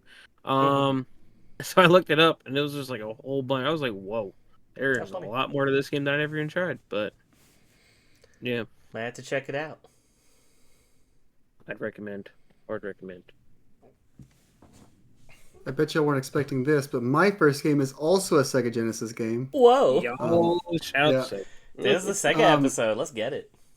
Yeah, this is a game I played through NSO and really liked a couple years ago. Crusader of Senti. Oh, okay, yeah. I really enjoyed this game. It's basically, it kind of feels like a, Yeah, Sega's Link to the Past, Atlas Link to the Past, whatever you want to call it. It is kind of like that, but this game has a jump, which is really cool. Mm-hmm. Like an actual jump button. And later in the game, so the way this game works, instead of like equipment and items, you get like animal friends, and the animal friends like change your abilities. So for example, you get like I think it's the penguin makes your sword like an ice sword, and then you can mix abilities. So you can like mix the fire lion and then like the ice penguin. You get like a special sword attack. But you also get some cool like just like regular combat stuff. Like you can throw your sword, and that can turn into puzzles like bouncing off the walls to hit a lever, or you can just hit enemies with it by bouncing off the walls. And then you get the cheetah, and when you get the cheetah, you run super fast, and then you can jump. So you just start flying around the whole map, running and jumping. Like it's like the equivalent of like the Pegasus boots and like the Rock's cape in Zelda, but like just always, you're just always running and jumping like a maniac. I really had a good time with the game. It's not super long, and it's pretty expensive if you want to purchase it. Oh my god, yeah. But it's on NSO obviously. But I think it'd be cool to like revisit that, whether it be just like a remaster, maybe make another one. You know, I would like another top-down adventure game that isn't an indie game or a Zelda game. I want another big company to take a whack at it. Yeah, I never beat Crusader Ascenti, but I played it and I enjoyed what I played. I remember thinking it was just so smooth. Like all the animations, oh my god, like all the animations, it's just like fucking butter. It just looks so good and satisfying. Like just swinging your sword is like 120 frames a second is what it feels like. It's incredible. Yeah, and music like many Sega games, really really good soundtrack. The bass is always fire. Yep. Yep, the boss music is really really good. It is like a bass, a heavy bass track, and it's really good. Also, Sonic's in the game. Spoilers. He's on the beach chilling out. You can go say hi to Sonic. That's funny. That. Yeah, I've seen that before. Yeah. Very funny. Crusader of Senti. Remaster it. Give me a new one. Whatever. I would like to eventually one day add this to my collection. It'd be kind of cool, but yeah, I think even the cartridge is almost $1,000. It's insane. So. Oh, is it that much now? I didn't realize it was that much. Never mind. Let's do a quick price check. I thought we were dealing with 3 digits here. Crusader of Senti. Let's see. I could be off. Oh no, never mind. Loose cartridge $444. So still a lot. That's still a lot. What is a CIB? CIB, you're rocking about $1,327. Never mind. Just give me a remaster. I don't care anymore. So I'll buy the remastered box. Crazy. And this is one of those Genesis games that came in a cardboard box, so it's like hard to find it in nice condition too. There's a store by me that has one. How much were they asking? Do you remember? I think last I saw it was like it was like $1,100. I think. What a steal! You should go get it. Back if you want it. Let me know. I'll go get it. I didn't have to buy brakes. I could have just bought this instead. That's true. You could have bought something way cooler, and it would have lasted you forever. Cars don't last forever. Video games do. That's true. All right, next for me. This might be on Tyler's list, actually. I'm not sure if it is, though. I put Darkstalkers. I really want Darkstalkers to come back. You know, we talked a lot about that in the past on the show when we did our fighting game episode. I played a bunch of fighting games in preparation for that, and Darkstalkers was one of the series I got into. And, you know... after doing that, Darkstalkers 3, aka Vampire Savior, became basically my favorite 2D fighting game of all time. I think it's incredible. I think that the character designs are so fun, the music's fun, the art style's amazing. If they brought it back, it would definitely have to be pixel art. You gotta keep it. Don't change the Morgan sprite. Yeah. Never change the Morgan sprite. It's been the same for every Darkstalkers game for some reason, and I just find that hilarious. But no, Darkstalkers is just the most fun, frenetic, fast 2D fighting game. I absolutely love it. And I would be ecstatic if they ever brought it back in any way, shape, or form. I don't think they will. I think that, you know, Morgan and Felicia are just cursed to be like guest characters in random Capcom games forever, unfortunately. But yeah, Darkstalkers, it's at least, you know, it's accessible on modern platforms. I'll take that since we got a collection with all of them. So that makes me happy. But I would give my left nut for a new Darkstalkers. I think that'd be so cool. I think it's the most underpraised fighting game series for sure. I agree. Everything you pretty much said. I mean, You would also give your left no, nut for a new Darkstalkers? I'll give my right. We can give somebody a full set of testicles for fucking Darkstalkers. But The man with 2 left nuts. A full set of testicles. See, that would be a clip. We gotta start doing Stupid. That's the first clip about us making a CIB set of testicles. Zach, you're gonna have to give up your cock for this one. Both nuts are taken. No, Damn we'll just go. What is? That's not fair. What is? You give one, I give one, and then Zach will donate like a Wiglet plush or something. There you go. I'll gladly buy the Pokemon Center Wiglet plush instead. That's a fair trade. But yeah, I don't know. I feel like because didn't they put out that like? Can't you buy that like? No, didn't they release a Darkstalker standalone digital only game? Or am I thinking something else? I think on PS3 they did. Oh, was it on PS3? I didn't remember. But it was still just a collection of old games. Oh, was it? Yeah, in North America. Yeah, there hasn't been a new one, I think, since Vampire Savior, Vampire Survivors 2. So it's been a long time. I don't know, man. Maybe one day. Would be nice. That's one of those like pipe dream things where I'm like, they're never bringing it back. But if one day in like a random Nintendo Direct or a Sony State of Play that happened, that would be like an all-time holy shit moment for me. So hey, you saw it the same for Rhythm Heaven. Look what happened. That's true. That did happen. So Rhythm Heaven was 100% going to be on this list, and then this week they announced a new one. So I'm telling you, I wish I was a live streamer just so you guys could have seen my face, because as soon as the text came up and it had the little sound effect for the text popping up, I knew like instantly. I was like, ah! I was so happy. I'm surprised it's not 2026. I was gonna say it's crazy we have Nintendo Switch games in 2017 to at least 2026. It's pretty nutty, but I don't know. I mean, it seems crazy, but this happens with most consoles too, right? I mean, GameCube was kind of and Wii were different, but think about like PS3 to PS4. It's like we got PS3 games up until I think like 25th, or I think the last PS3 game was like 2018 or 2019. I think it was like the last FIFA. So it's like consoles last forever starting that generation. But I have a feeling a lot of these games that they announced are also going to have like Switch 2 SKUs. So random tangent. You reminded me of something I learned over the weekend of a game that released on a system very late. Fire Emblem 5, Thracia 776, Super Famicom. Mm-hmm. When do you think the Super Famicom retail release was? Super Famicom. Wasn't it? It was late. Wasn't it like 97 or 98, something crazy like that? January 21st of 2000. It was that late? Holy shit. Damn. I knew it was late, but I didn't know it was that late. That's crazy. Yeah, I saw a copy on eBay and they wanted like $450, and I was like, man. This game come out. And it came out through like a Nintendo Power thing. They like would send you like a version that they just like loaded onto a cartridge that wasn't like a real release. But then the actual boxed release came out in 2000. That's nutty.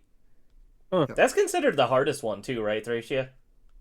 It's the most bullshit one. Yeah, it's hard because it's like Unfair. if you know what's coming, it's not as bad. But yeah, it was just like a nonsense game.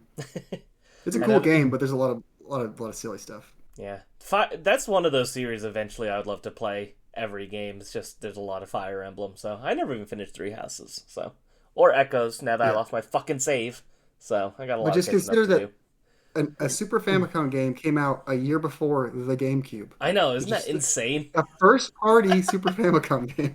That's so crazy. That's so weird. Yeah. Man, it's incredible that Nintendo didn't give up on Fire Emblem way earlier. Yeah. Like the fact that we still get those games is incredible. I can't believe they didn't give up on that series with how poorly it did for so long. Shout out to Awakening. Shout out to Awakening. Tyler. What's the series you want to come back? Let's go with what do I want to talk about next? Alright, we're gonna talk about this random one that I thought of. Because I feel like modern, it would be pretty cool. We do like an online co-op type thing. I feel like it'd be pretty neat. Bring back Rampage. I feel like that. Like, I don't know. You do that, add even more characters because in World Tour there was a good bit. But dude, just can you imagine like 8-player co-op on that shit? Yeah, get Dwayne Johnson in there. Yeah. That's a pre-order bonus. Like, okay, dude. Yeah. I don't know. I just feel like that would be pretty cool to see come back. I always enjoyed Rampage as a kid. You know, it's probably not the greatest game, but oh, me too. I loved it as a child, and then I played as an adult, and I'm like, this is really fucking boring because it's just the same thing over and over and over and over. It never changes. But my first game convention I went to with Bird Dog and a couple others, the guy who made Rampage had like a panel. We went to his panel. He talked about like making Rampage and stuff. It was pretty cool. That is kind of neat. That would be fun. Yep. It's like, I just wanted to make something where you punch stuff and it falls down. And then when you die, you turn small and naked. Then you waddle away holding your genitals. Here's a fun little piece of Zach lore here. In Smash Ultimate, I play as the White Donkey Kong, strictly as a reference to the Dwayne "The Rock" Johnson Rampage movie where it was a giant white gorilla. I will definitely die on the hill that that's a good fun movie. I really liked that movie. I haven't watched it. God damn it. I thought I was going to have brother in arms with me right now. I've not watched it. I just literally picked my color for my Smash main based off that movie. But... I enjoyed it. That was a good movie. Yeah, I'm a sucker for any kaiju movie, so. Zach, what's the series you'd like to see come back? Let me grab it off the shelf 1 sec. Uh-oh, he's running. He's running. DS release. This game I only have because my older sister was bullying me, and she wanted me to buy a bad game with like some birthday money or whatever, and she thought it'd be funny to make me buy a bad game, and she made me buy Elite Beat Agents. That was next on my list. Heck yeah. That was next on my list. Elite Beat Agents is so good. It's amazing. But also, I don't know why, like, they never made any follow-up to this. It was just this. It is a touch. Oh my god, it's so fun. Rhythm game where like you can either touch or you can roll or you can like it's like kind of like a Guitar Hero, but instead of like the notes being in a strum order, it's like parts of the screen and you do different things like that. But it's to music. They have licensed songs in there. The last and they're all covers, so they don't sound quite right, but yep. But the last song of the game is incredible though. Yeah, so Tyler, you need to play this. It's a really fun game. It's so good. It's so good. Has a great Agents are Go. It's very goofy. Yes. It gets incredibly hard too once you get to the higher difficulties. Incredibly hard. Yep. I've never this day I can't beat it on the highest difficulty. I don't know if I ever played on the highest difficulty. I did finish the game obviously, but I don't remember if I ever played like a hard difficulty or not. Because I believe there's 5 difficulties. 4 or 5, and I remember the last one. It's you're the like the commander in the middle, and then you have the 2 cheerleaders on your side. So and but yeah, this game was how it's like obviously I didn't find it, but it's like I remember thinking it was so cool that there was an Avril Lavigne song in it. This game was how I discovered Sum 41, and my wife always makes fun of me because my favorite Sum 41 song is the song off of Elite Beat Agents. Is it the cover version? No, well, I like the real version, but it's funny because it's like my favorite Sum 41 song is like a deep cut Sum 41 song that nobody knows because I heard it from Elite Beat Agents first. And also, this game is part of the reason why I have such love for Hoobastank. So shout out to Hoobastank. They're the second to last song of the game, and it's really fun. But God, and it's so funny. This game has an incredible sense of humor. It does the kind of thing. Similar to Parappa the Rapper, actually, which I guess kind of would have invented it, where depending on how good or bad you're doing, there's different animations going on depending on what's happening on the screen. Basically you're like kind of like weird, like I don't even know how to describe it. You're like these agents that are like helping people that are just trying to do something, like whether it be babysitting. Yeah, you're chasing a dog. You're trying to like fall in love. Positive. It's so weird. Yeah, you at one point you're like there's like a small nurse like trying to like take off a bacterial infection in somebody, and you're like cheering. It's the strangest game, but I'm telling, it's super Japanese in that way. Like, and just like instead of like strange oddity, kind of like wacky like anime-esque humor, but it's so fun. Very weird that this game got localized, honestly, because it's like so of its time, but all the music was American, so that was also probably part of it. But cannot recommend this game enough. One of the funnest rhythm games of all time. Let me read the back of the box to you real quick. It says, Trouble, call the Elite Beat Agents. Save the day by rocking solo, co-op. I don't know how you play co-op, first of all. Solo co-op or head-to-head in the ultimate rhythm action game. The fate of the world depends on your touchscreen skills as you jam out to 19 songs like Material Girl, Skater Boy, and YMCA. Quite the selection. And then they recommend 3 games for you inside the box. If you like Elite Beat Agents, try out these other great games. Clubhouse Games, Big Brain Academy, and New Super Mario Bros. Which games that are absolutely nothing like it. But yeah, Tyler, you like rhythm games, right? Yeah. You 100% owe it to yourself. This is one of the most fun rhythm games of all time. Like, if I were to do a top 3 rhythm games, this would probably be number 2. I love this game. It's so good. And you have to play it on real hardware too, so I'm sure it's I hope it comes to the if DS comes to NSO one day, I would like hope this shows up, but also you have to really be like tapping on a Switch screen with this. I don't know how it would work, but yeah, because it's definitely meant to be played with the stylus and stuff, but it's so good. The music selection is fun, the humor is good, the difficulty is really good. Like I said, I think it gets a little too hard on the harder difficulties, but you know, just playing through like the like normal and hard mode and stuff, you'll have a good time. So EBA. You gotta do the swirl really fast and scratch the shit out of your DS screen. Oh yeah. Yeah, I found this game because I remember I have a cousin who, she was never much of a gamer, but she had a DS and she had like a handful of random games that she really liked. And I remember it's like the games that she did like though were like random deep cuts like this Elite Beat Agents, and then she loved the Trauma Center games, and I was just like, how do you even find these? Like she doesn't play video games, but she has like these like non-mainstream games where like she didn't play Mario or Nintendogs or anything like that. She would play stuff like that, like Trauma Center, Elite Beat Agents, like just more really niche stuff. So shout out to my cousin. She had good taste. She showed me some cool shit back in the day. Tyler, since me and Zach kind of shared that one, you can go ahead and go next. All right, so we did. I'm not going to count it as a revival, but Nintendo did grace us with F-Zero 99. I'm not counting that as a revival. We need an actual full game. You know, take F-Zero GX, make it even better, because that game is incredible. It runs great. Dude, it just feels so good to play. Like, if I wanted a racing game to come back, I think that would be the racing game to come back. And I don't know why everybody asked for it. Nintendo's like, nah. Maybe we'll get grace with it next week. I don't know. Probably not.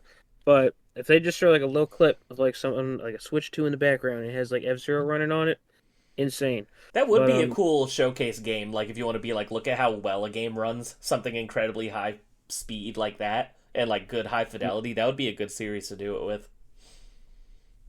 Dead. The next F-Zero game has Captain Falcon running around like GTA, Falcon punching people, and then you can steal their cars, which are like the race cars, and drive around real fast. That would be incredible. Falcon punching citizens would be more fun. That would have to be like a not so cluttered city if you want to drive around that fast. That's true.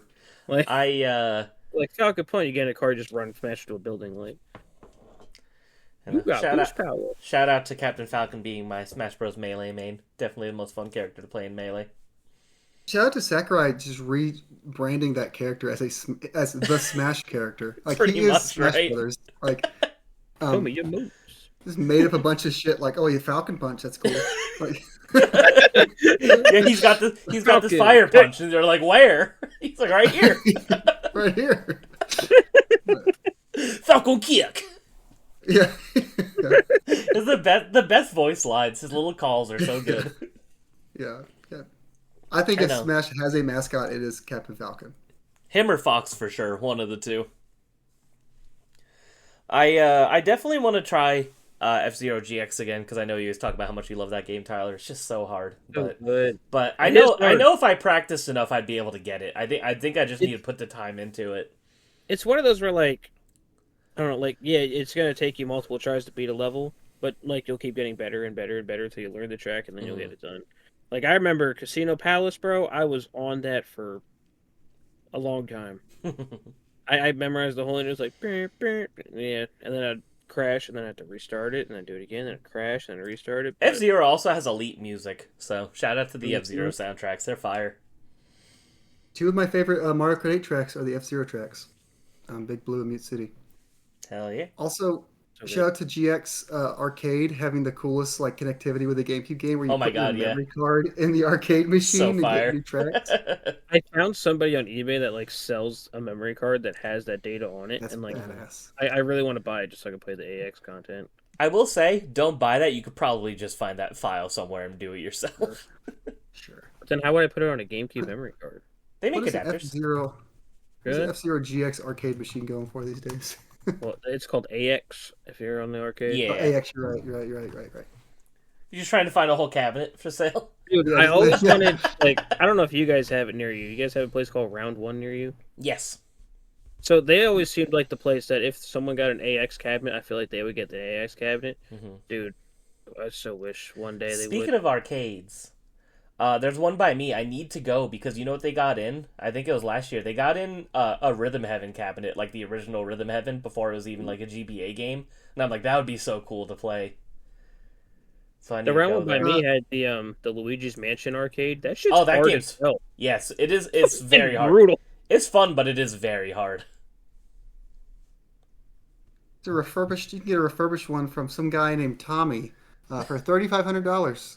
So less than I thought, honestly. Yo, Tommy, hit me up. I'll trade you some games.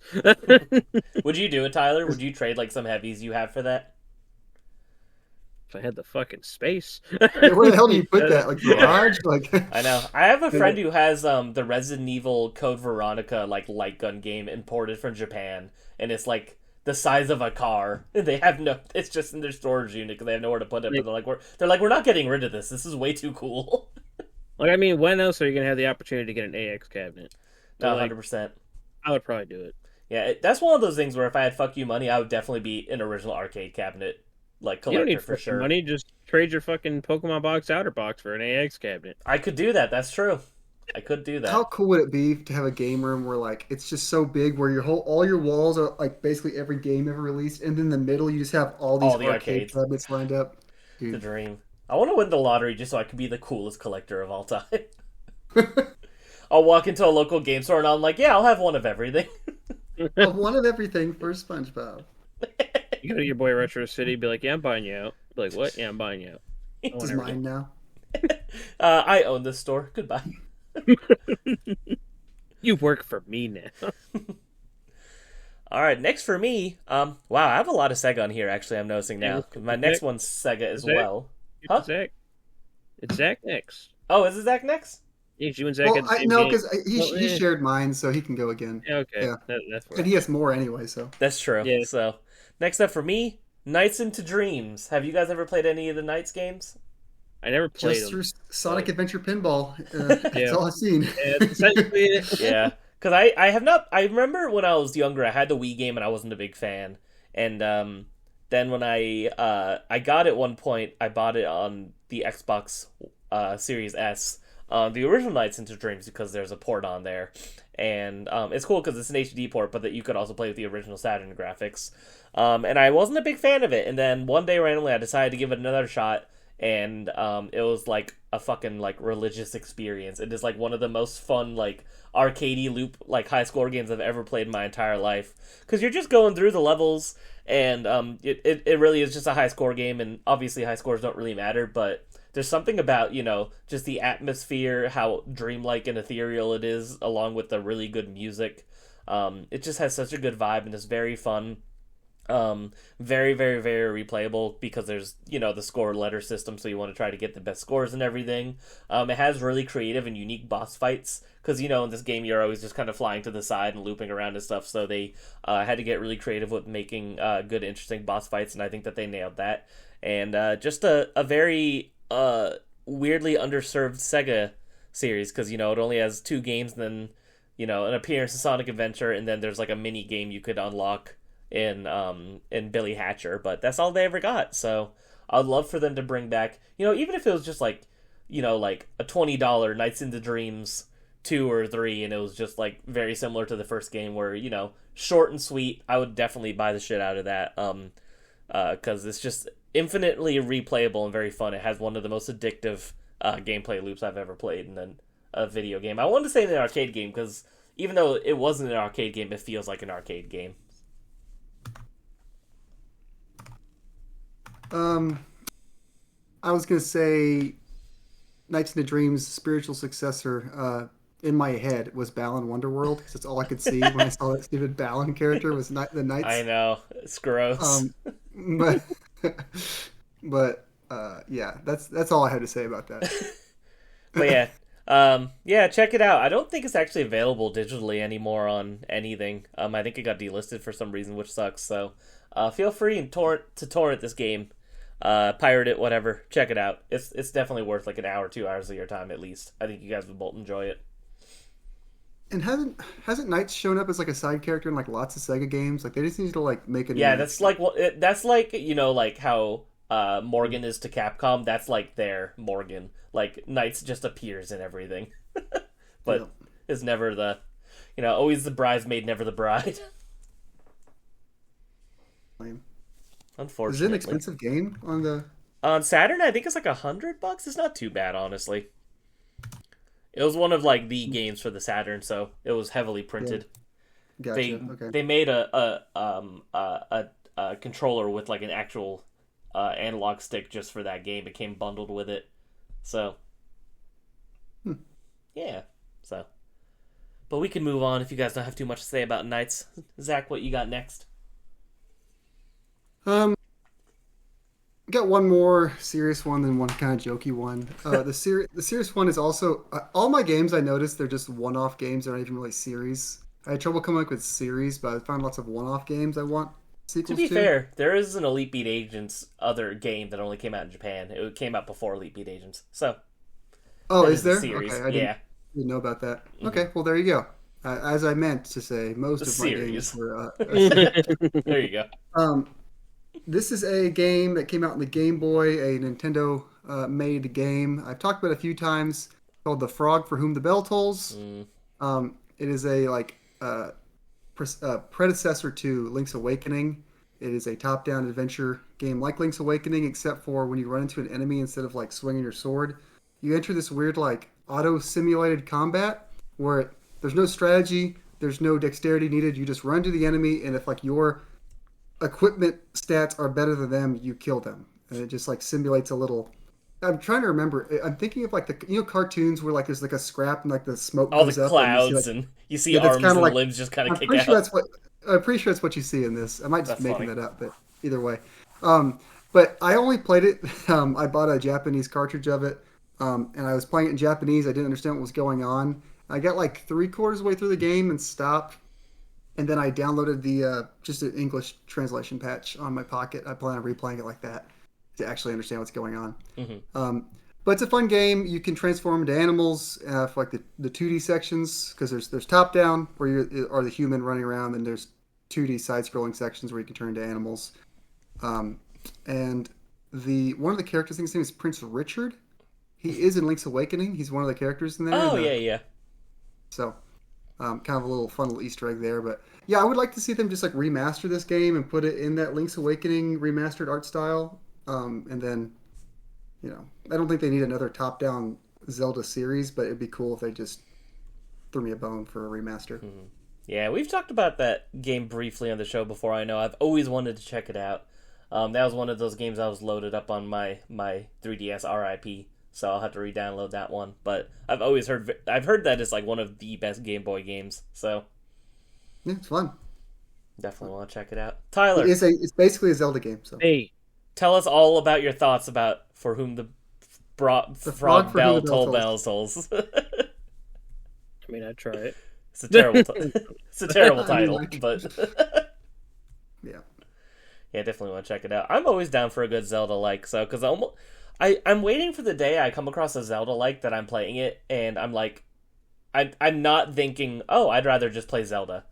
That hasn't really happened yet, unfortunately. So I'm waiting for the Zelda-like that does it just as good as Zelda. I'm really looking forward to Mina the Hollower. That does look really good. From Yacht Club, it looks like a Game Boy Color Zelda game. So yeah, I'm very excited. Man, that game's taken forever. Totally forgot about that. It has little questionable what's going on with that, but I know. So hopefully this year. You probably get it before Silk Song, so That's true. Well, I think I might, have my first kid graduate high school before Silk Song. So. Well, I'm kind of really hoping Silk Song's on the Switch too, so I have some kind of hope for my fantasy critic. But, do you have Silk Song? Yeah. There you go. I don't know, man. I think I picked it. Yeah. There's gotta be more to the story for what's going on with that game. Yeah. Oh, yeah. It's gonna be Switch 2 launch. Watch. Maybe. Watch. Maybe. Hopefully, it's not like the studio who made Celeste, where it's like they just straight up canceled their next game, which is very sad.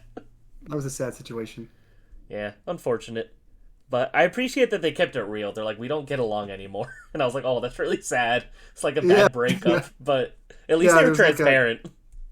There was like a rights dispute also, and it was like, I know. I'm telling you though, some of these games just, I feel like they take 1,000 years. Like, I've been waiting for the sequel to Valhalla for a very long time too. There's another game coming out in that series, and Lord knows when. So, but these are also not giant corporations. These are small teams of small people. So, yeah, small amounts of people. You don't know their sizes. They're all very little. Tyler. It's a group of Oompa Loompas developing a game. Tyler, what's next? On every hour they sing, Oompa, Oompa, make the game we do. That's why they're taking so long. If you want Silk Song, it's not coming for you. Oompa Loompa, joke is on you. You want another Celeste? Well, doopity-doo. All right. Next one. I don't know if y'all ever played this game. It was on the DS and the Wii. Y'all ever play Spectrobes? Yes. Oh. I played the first one when it came out. I remember I was so excited because it had like the thickest manual ever in a DS game. Yeah. That game was literally like a 2-pound DS case. It was crazy. I can't lie. I don't remember it super well, but I remember playing. I have like pictures of it in my head of what I remember it looking like, but I haven't played it since it came out. So, I kind of don't remember too much of it either, but I remember a good bit. If I remember right, the main way you got all the monsters or creatures, whatever you want to call it, Spectrobes actually, you got fossils, right? For all of them, and then you had to extract the fossil. You had to go through that whole process, and then you got your monster, and then you'd go through the story. I just feel like that was a pretty cool concept, rather than you got games like Pokemon where you just catch them, and then this one is kind of you get the fossil, you extract it, you figure out what it is, and then you get what you get, and you go from there. So I feel like that was always a really cool idea, and I don't know, I just feel like it's a game that I feel like it'd be pretty cool on Switch, and you could even, if you wanted to throw in the touchscreen on the Switch, you can, but.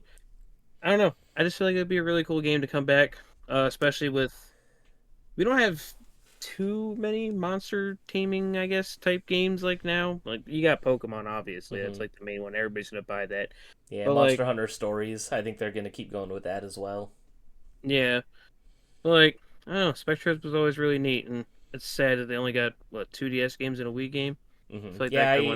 I never had the second game or the Wii one. But I had the first one. I remember. I actually think these were Disney games too, if I'm remembering right. Which is interesting. Yeah, Disney made them. Very strange. The developer publisher. The developer is Jupiter, who makes the Picross games, and the publisher is Disney Interactive Studios. So these games were made for you, Zach. You gotta check them out. Yeah, Zach. Check it out. To get them out of the fossils, you gotta play Picross successfully. Oh man, that'd be so good. But yeah, I do currently own the Wii game because I remember thinking it was cheap and it looks like a pretty cool game. But yeah, maybe that's another game to load up on my 3DS and check out Spectrobes again because it's been so long. You probably know about it, but there's that one version of the Wii one that came with the slipcover. I want to get that one. Mm-mm. Oh, you don't know about that? It's pretty uncommon. Every time I'm hunting, I look for it, but I don't find it. One day. R.I.P. One day. All right, next for me. You can hear the elitism in his voice. He's like, "Oh, you don't know about that? Oh, sorry. Yeah, I'd be hunting for it sometimes." Yeah, a lot of real Wii collectors know about that one. It's weird you don't know about that one. Exactly. This man almost had the full Wii set. I thought he'd know about it. Oh, when I did it, living in his closet. Wii games were stupid and everyone hated them, and you couldn't find a lot of information on them. So that's not totally true. I just didn't know about the slipcover, and I feel like a fucking idiot now. Thank you. So next up on my list, we have the Panzer Dragoon series, a series I praise all the time on this show. We've gotten 1 and 2 and Orto, which were on-rail shooters, akin to like Star Fox. We got the JRPG masterpiece, Panzer Dragoon Saga, my 5th favorite game of all time. And we've gotten an HD remake of the first game as well, and they're also working on a second one. They're taking their sweet time, but they do say that is coming. So not totally a dead franchise, but I would really love a new entry in the series, especially a JRPG, another turn-based one, because it just has some of the most cool, interesting, and unique mechanics I've ever played in a game. The story is super weird and interesting. The characters are great. The music is really great. It's just such a gritty, dark, strange game, and I would love for us to get another one because no game has ever done combat like Panzer Dragoon Saga has. It has like one of the most unique combat systems I've ever played in a game. So, because it's turn-based, but it's also very position-based. Like depending on where you are, you can move around the whole time you're fighting, and you have like an ATB bar like in Final Fantasy, and when you're moving around, it doesn't fill up. You have to be in a certain place, but that can make you vulnerable because you're not moving. You can't get hit when you're moving around, but you have abilities that can only be done when your ATB-ish meter is like filled up. So there's a lot of very intricate, unique mechanics to the game, and it's sad that it's one of the greatest games ever made, and most people will never get to play it. So even if we didn't get a new game, we just got to remaster that eventually. I will take it because Panzer Dragoon Saga is goated. But yes, please bring back another. Please bring back Panzer Dragoon in some way, Sega. The remakes of 1 was pretty good. They're taking forever for the remake of 2, so I just want more Panzer Dragoon in my life. It's the best Sega series in my opinion. So overall, in terms of like the amount of games and the quality of the games. So Sonic's great and all, but there's a lot of bad Sonic games. So there's actually more bad Sonic games than good Sonic games. So in my opinion, at least. Sonic Shuffle's number 1. Sonic Shuffle, greatest game of all time. That should have been on this list. Bring back Sonic Shuffle. Zach, you got another one? And funny enough, it is my joke one, and it is Sonic related. Doesn't really count. Doesn't really count. But we have never got a game called Sonic Adventure 3 before, so I'm calling the Sonic Adventure series a dead series that needs to be revived, even though Sonic 06 was most certainly Sonic Adventure 3. They just didn't want to admit it. I want a game called Sonic Adventure 3, and I want to have a Chow Garden, and I want to play like Sonic Adventure 1. And that is... Well, I want to play like Sonic Adventure 2, but with the overworld of Sonic Adventure 1. So, that's what I want. So very would valid. You help... So if Craig gave his left nut for that one, I gave my right nut one, would you contribute for that? Would you give up your cock for Sonic Adventure 3? It's tough. I think I would value it more. I think. The game or your dick? The game. Yeah, let's be clear. I want to be 100% clear. I want Sonic Adventure 3. Yeah, I want Sonic Adventure 3. But one day they'll do it. I don't think so. Sega, I don't think they will, which is the worst part. They've done so many interviews talking about Sonic Adventure and the Chow Garden, this, that, the other, and they're just like, no. It's like it's almost like out of spite. Like they don't want to admit that their best work was so long ago, and they just keep wanting to trying new things that aren't as good. I can appreciate trying new things, but do something for me, please. Pretty much, right? Yeah. Just throw the Shout Garden in Sonic Frontiers, and I'll call it good enough. I don't care. They're gonna make it a Cocoa Garden.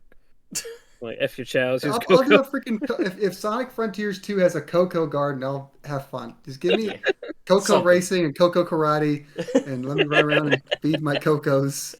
Have your Devil and Angel Cocos. Yeah, exactly. I don't care. Sure, whatever.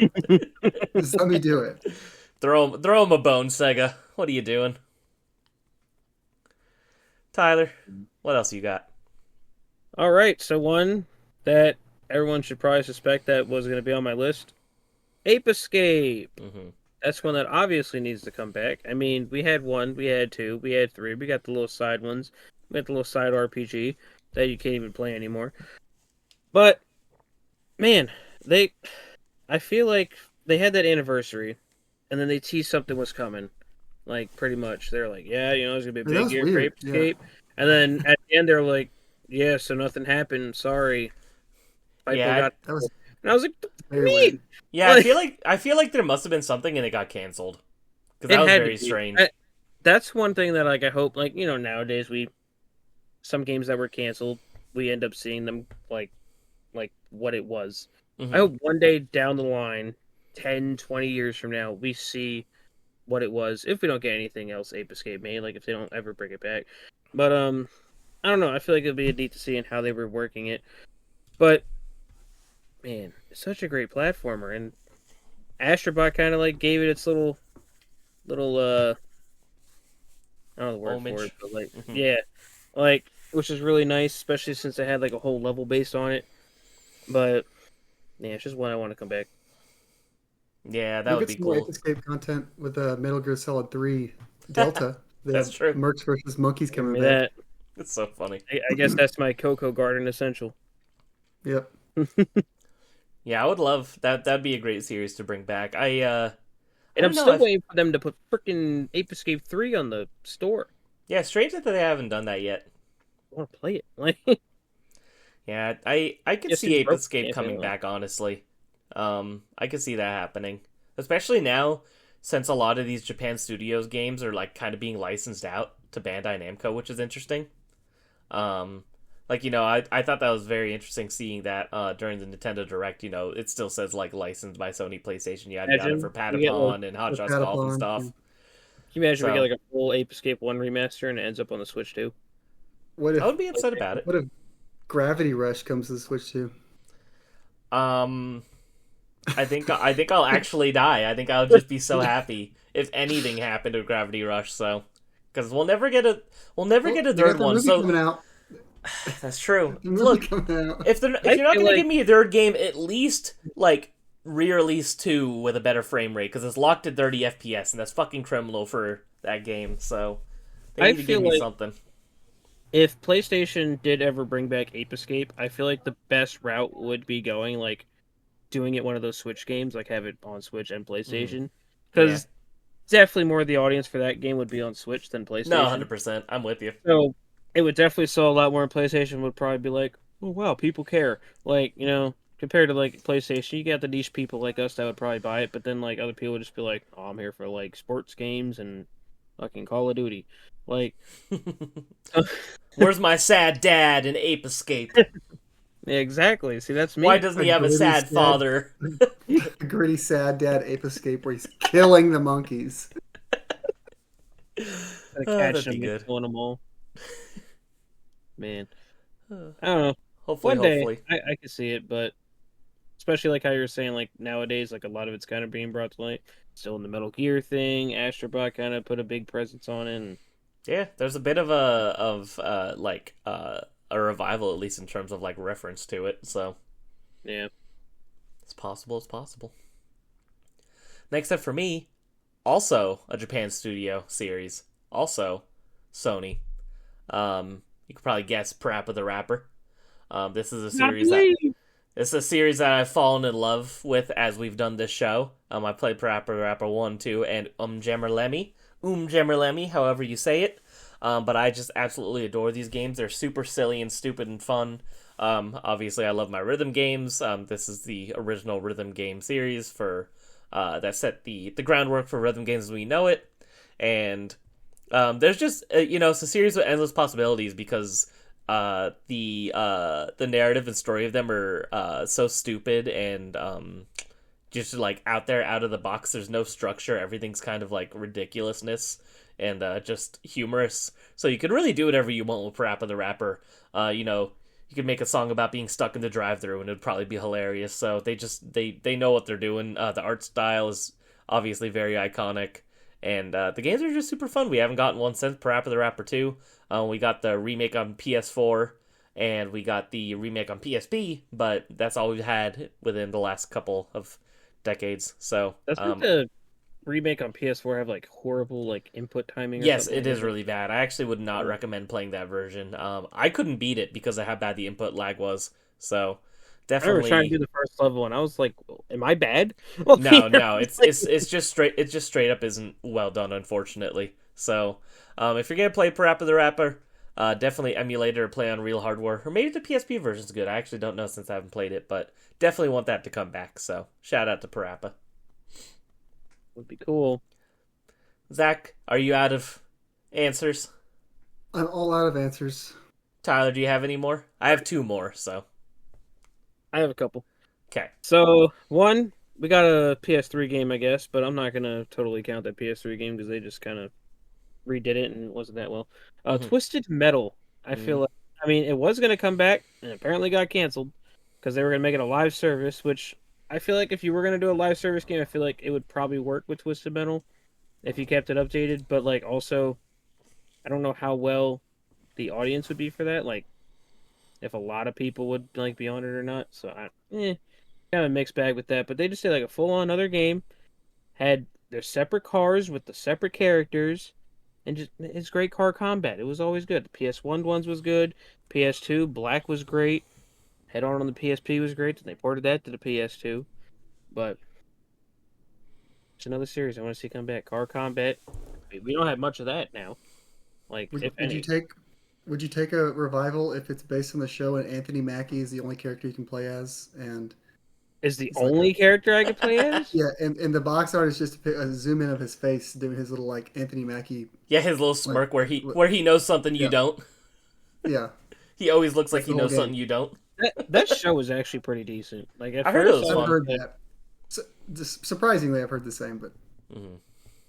So what the hell? Oh my gosh, a delivery! I'm live right now. Oh, what the heck? What? You got a fry delivery? Let's go. Let's go. Sponsored by Ronald. All right, we got some French fries up in here. So what are we talking about? Anthony Mackie. Eats French fries. I just looked at my camera. I was just like, stranger danger. So yeah, the show. It was actually pretty good. Like at first, I was like, I don't think it's gonna be that great because they were kind of making it into like more of a comedy. But then, like I watched it and I was just like, this ain't that bad. And especially, I'm excited for season 2 because, spoiler alert, I guess season 2 is where they're gonna have like the giant actual like tournament. Oh. So like this was. Do you think like, David Jaffe himself is gonna be one of the combat racers? That would be great. But I don't know. Maybe. Metal I know. I want to play the first 2 since they're on the PlayStation Network now. I've heard that they're pretty fun and they hold up pretty decent. So. You never played them at all? No, I've never played a Twisted Metal. I've always known about it, but never had them. Never played them. I need to get myself a Black Jewel Case PS1 one. That's kind of hard to find, isn't it? Yeah. Yeah. It came out on the long box. Long box goes for like $100, and then they had like a very short printing of like a Black Jewel Case, and then it just went to greatest hits. Mm. So yeah, Craig, what's your next one? Next up, no thoughts, Zach, on Twisted Metal? One of those series I've never really played. I think I've seen it played over the shoulder of someone else on a TV. I've never played it myself. There you go. All right, so this one, just a quick one I wanted to bring up because I know you guys don't really have any experience, but I would really love for them to bring back the Pipework style Godzilla games. Those were the fighting games on Xbox and PS2 and GameCube. Godzilla Destroy All Monsters Melee and Godzilla Save the Earth are two of my favorite games of all time. Just very good, homages to the old movies. Great selection of characters. The fighting of them feels very fun. You feel big and clunky, which is how a game like this should feel when you're playing a giant monster. And just being able to, the destructible, everything is destructible in those games because you're fighting inside of cities and different things, and they're just super fun. And as a huge Godzilla fan, I still think that it's kind of a shame that Godzilla games peaked, in the mid 2000s when we haven't really gotten anything that great since. So I would love for those to make a bit of a comeback, a Godzilla game in that fighting style. And we kind of got that with Giga Bash, because Giga Bash is clearly inspired by those games, and they actually have Godzilla DLC. So in a way, it's come back, but not like where it's like straight up Godzilla, all Godzilla characters, different things like that. It's more of like almost like a crossover fighter for kaiju, which is kind of cool. So I'll take it. They got Ultraman, and I think they actually either have Gamera, or it was rumored they're going to be adding Gamera stuff. So, but Ultraman and Godzilla still makes me very happy. So. Tyler, did you have any more?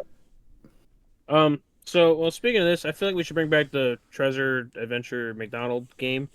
No, just kidding. So there's two I have. Mm-hmm. How many you got left? Just one. I had one earlier, I deleted it, and now I can't remember what it is. So, so these two, they kind of came back as, like, remasters, I guess, but, like, they're ones that I would like to see a new entry. One of them, which is the more obvious one, Klonoa. I feel like that one would be really cool to get, like, I knew that was going to be on your list somewhere. Yep. Threw it on there. I didn't know if I want to say it. I was like, I got a remaster. I was like, nah, screw it. I'm saying it. I make the rules of this. Well, we make the rules. But, yeah, this is your show. So, Klonoa. We're just living in it. Exactly. It's Trico's show. I know what you're talking about. But, yeah, great little puzzle platformer. I still need to check out the Game Boy Advance, the second one, and the Wonder Swan one. Couldn't think of the name. But, yeah, they're just overall fun. If you like little puzzly type platforming games, it'd probably be great for you. It's a great story. It's kind of depressing, honestly, especially the first one. At the end, I'm not going to spoil it, but it might jerk your tear sockets a little bit. Whoa. But, yeah. It might jerk you. Might jerk tear sockets, right? Not just you. I ain't gonna have none by the time Capcom and Sega help. It's true, we're all gonna be out of genitals if our wishes come true. Nothing to jerk. Limited supply. Non-renewable. You're telling me it doesn't grow back? I'm not aware. But yeah, so that's that one. I'm gonna just say my other one, and then you say your last. You want to go, and then I go. I'll go, and then you can go last. So this last one's kind of cheating, but I'm counting it anyway. It's kind of a joke one, like Zach's. I want them to bring back Final Fantasy, but as a 2D pixel art game.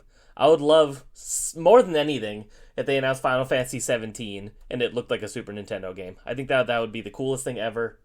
And it's not Octopath Traveler. I was gonna say the game you're referring to is Octopath Traveler. And I know, but it's different enough. So I just think it'd be really cool if the next mainline Final Fantasy game they just went back to their roots. They would never do it because it wouldn't do well, but I still think that would be the coolest thing ever. I don't. You say that, but also 16 being an action game, I loved 16, but it didn't. It didn't hit like for the Final Fantasy freaks as much as you'd think. That game didn't sell super well. It was also PS5 exclusive for a long time. Yeah, but that's a dream of mine if they were to make a new mainline Final Fantasy that was pixel art. I think that'd be so cool. What if since pixel art games were a lot easier? Like, what if after every Final Fantasy they did like a 0.5 and that was like the 2D art version? I'd be down for that. Dude, shout out to Dragon Quest 11. You can play the whole game as the 3D version, or you can play the 2D version of the game. Yeah, that's super cool. The majority of what I played of 11 was in the 2D version, actually. So, yeah, a lot quicker to get around the overworld that way. Oh, is it? Yeah, because everything's truncated down, so traveling is just much faster. The only thing you miss out on really is the cutscenes, but I don't really care that much, honestly. If I'm playing Dragon Quest, I'm playing it just for the love of the grind. So yeah. But so my final last one better be a good one. I don't know if you might have played it. Probably not, but I mean, if you did, cool. So this one, it had 3 entries, and then eventually got a 4th entry, but it was totally different, not even like the originals. It's a platforming game, and that is Ty the Tasmanian Tiger. So they eventually did a remake. Not a remake. It did like an HD port for 1 and 2. They totally skipped 3, and then they put 4 on consoles because that was a PC only. But 4 was like just a side-scrolling game. Oh, weird. So it was like totally different. But I feel like if they went back, it was really cool because it was based in the outback per se, Australia, and you had all different kind of boomerangs. You played as Ty, the Tasmanian Tiger. So you had like a fire boomerang, an ice boomerang, an electric boomerang, etc. It was just like your casual, platforming game.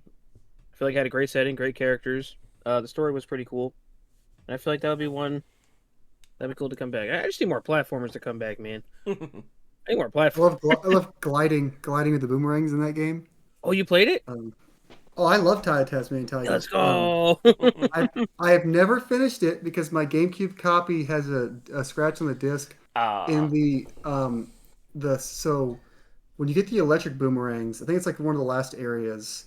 One of the levels that you have to go to get enough of the shell, where the rock shell things you need to get. Yeah. I can't go to one of the levels because whenever you start that level, the game crashes every time, 100%. So I've never been able to beat that game. But I do have a fun story of that game.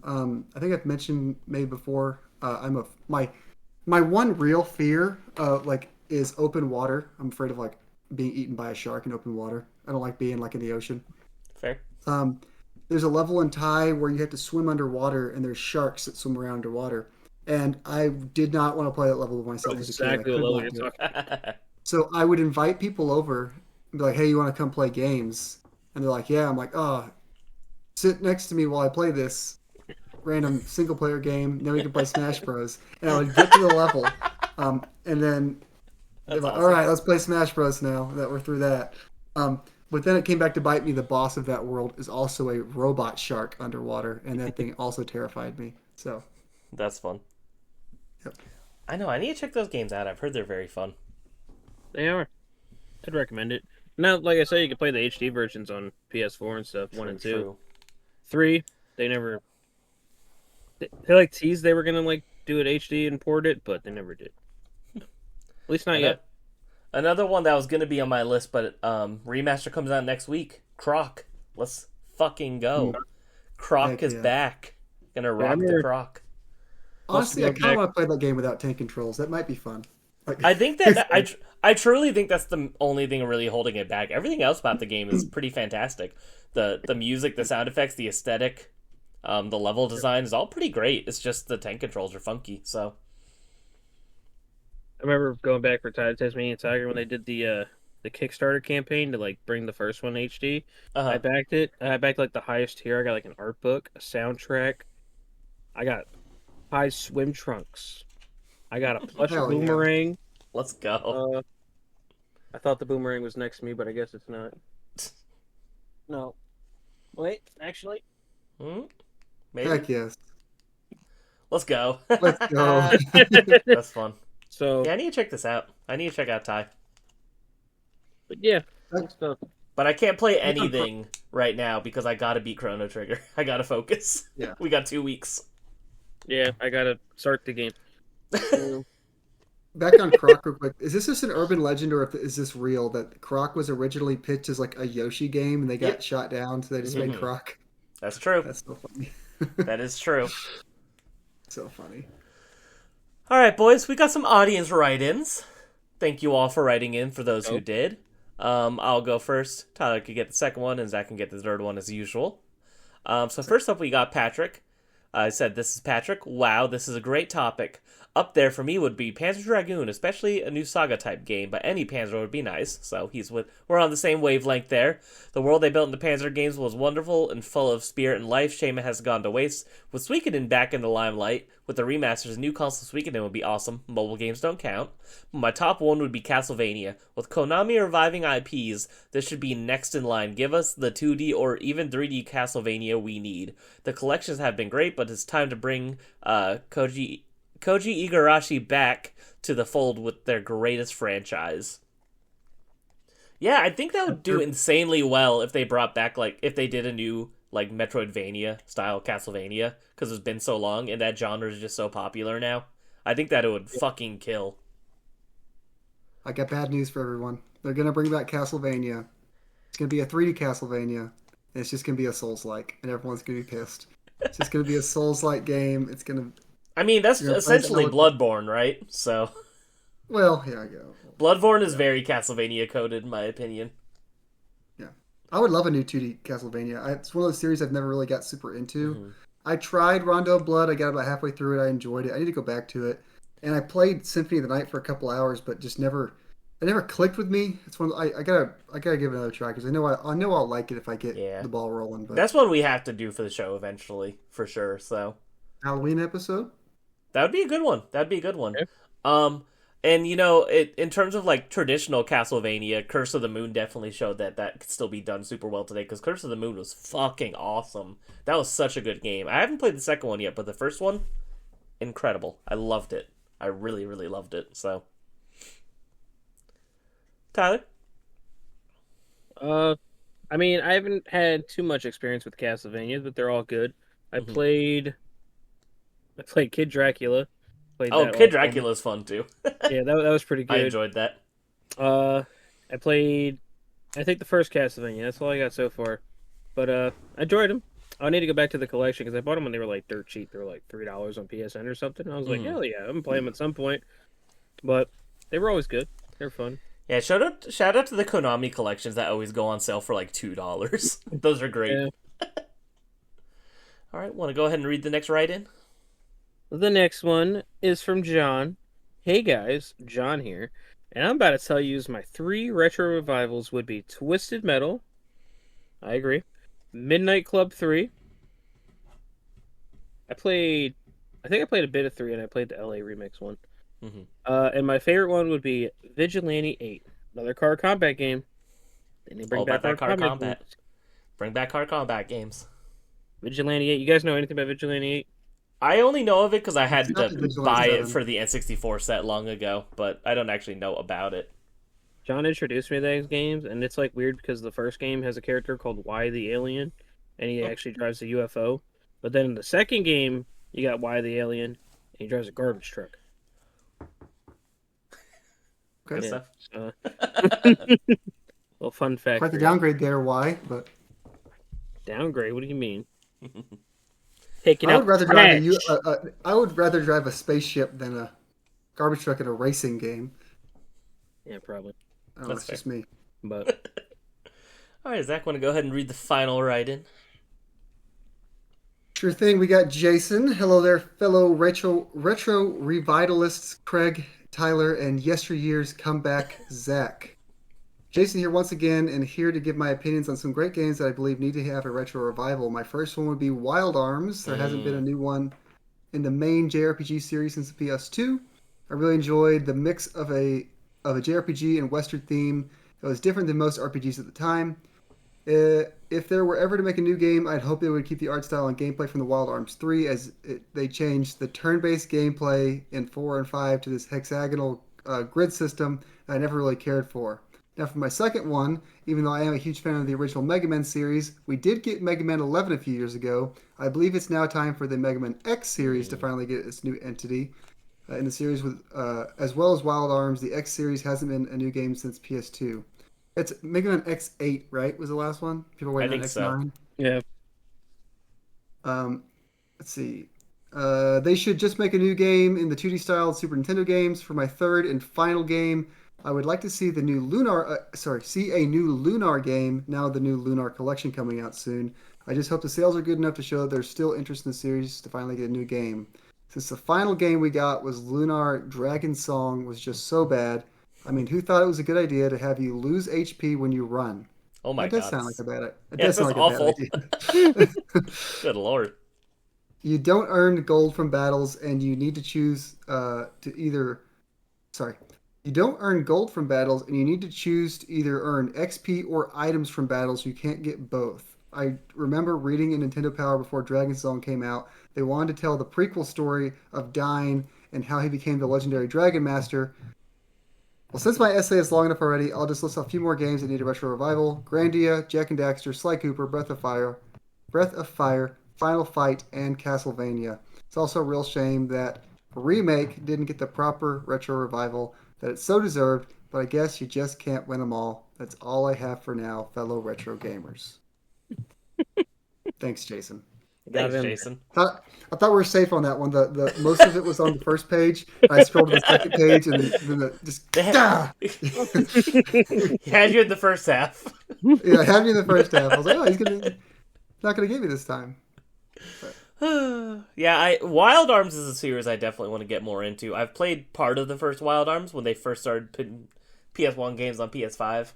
And I enjoyed what I played of it, so I definitely want to get more into that. But yeah, I didn't know that there was a big gameplay change with the 4th and 5th game, so. Jak and Daxter and Sly Cooper, more platformers that we need brought back, man.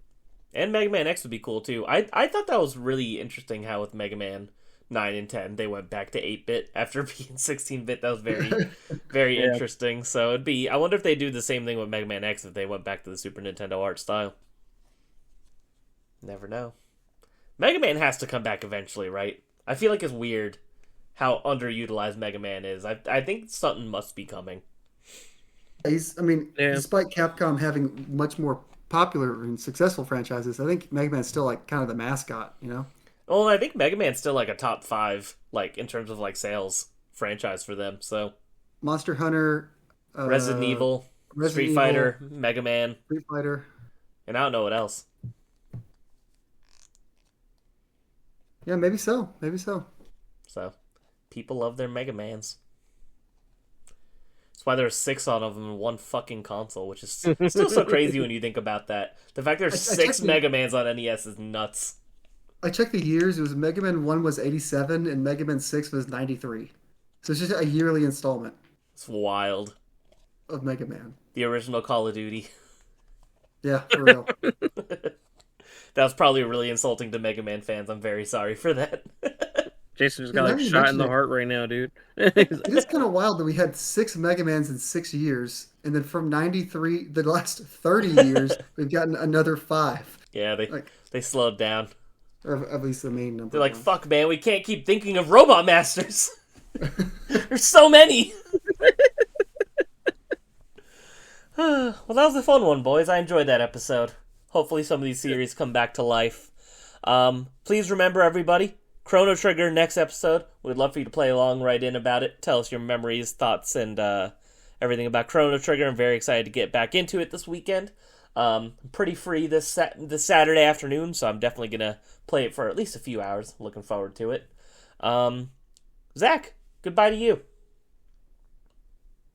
Goodbye to you. Any closing thoughts? No, I plan to transfer from this spot to that spot and play Chrono Trigger on my Steam Deck. So, hell yeah. Tyler, goodbye to you. Goodbye to you. I plan to transfer from this spot over to that chair and then play Chrono Trigger on my CRT. But yeah, you're definitely the coolest one out of the 3 of us. Yeah, 100%. But so yeah, do that, and who knows? Maybe some of these will. No, I don't think any of these will be mentioned. But Switch 2 Direct next week, guys. Let's go. Very exciting. Oh yeah, I'm gonna stream it with Christian Wednesday morning. Oh, cool. Oh, really?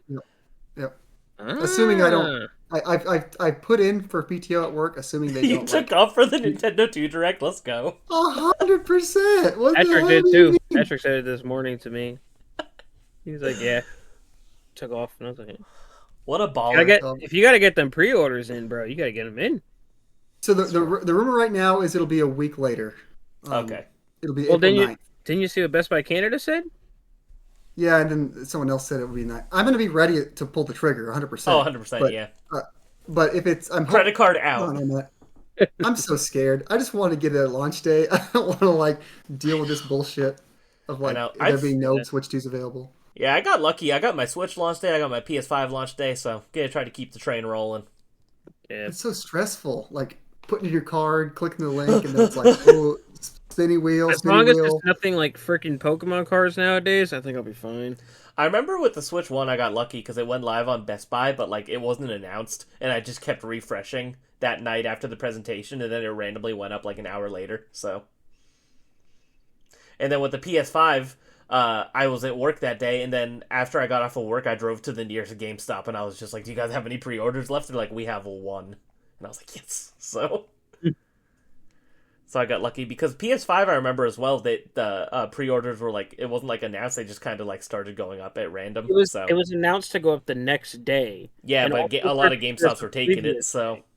Like, yeah, GameStop started taking it, then everybody else was like, "Well, we'll put them up." So then it all started going up online. People were like, "What the fuck?" yeah, very exciting. Yeah, what time is that on Wednesday, or is it Your Wednesday? time? Yeah. Your time? I think it's Yeah. like 6 or 7 a.m. Oh It's 6 shit! I'll be a.m. driving to work anyway, so I could just pull it up on my phone and listen. I'll be able to hear you guys screaming about Donkey Kong 64 remastered or whatever gets announced. Oh so god. Yep. it's very exciting. Yeah, after this, I'm gonna go get lunch with my dad. They just opened a new Freddy's near me, which is very exciting. So they're like a little steak burger place. So shout out to Freddy's. Yeah. Yeah. Give me some Move it up. cheese fries. And then I'm gonna come home, play some Chrono Trigger. So I got a good day ahead of me. But I had a really good time with you guys. This episode went by really fast for being 2.5 hours. Love my boys. Even though me and Zach are divorced, I still love you. I'll always love you. And Tyler, my son, I love you very much. Love you too, Dad. Dad number 1 and Dad number 2. Wait, who's dad number 1? That's the real question. That's the never always looking for answer. I don't know. You'll never know. Both dad number 1s to me. Yeah. See? So like when I'm with you, I'll tell you you're dad number 1, but then when I'm with Zach, I'll tell him he's dad number 1 and dad number 2. I just gotta constantly refer, Keep y'all both happy on the same wavelength. I'll take it. All right, y'all. We'll see you all in 2 weeks. Take care. Adios. Bye.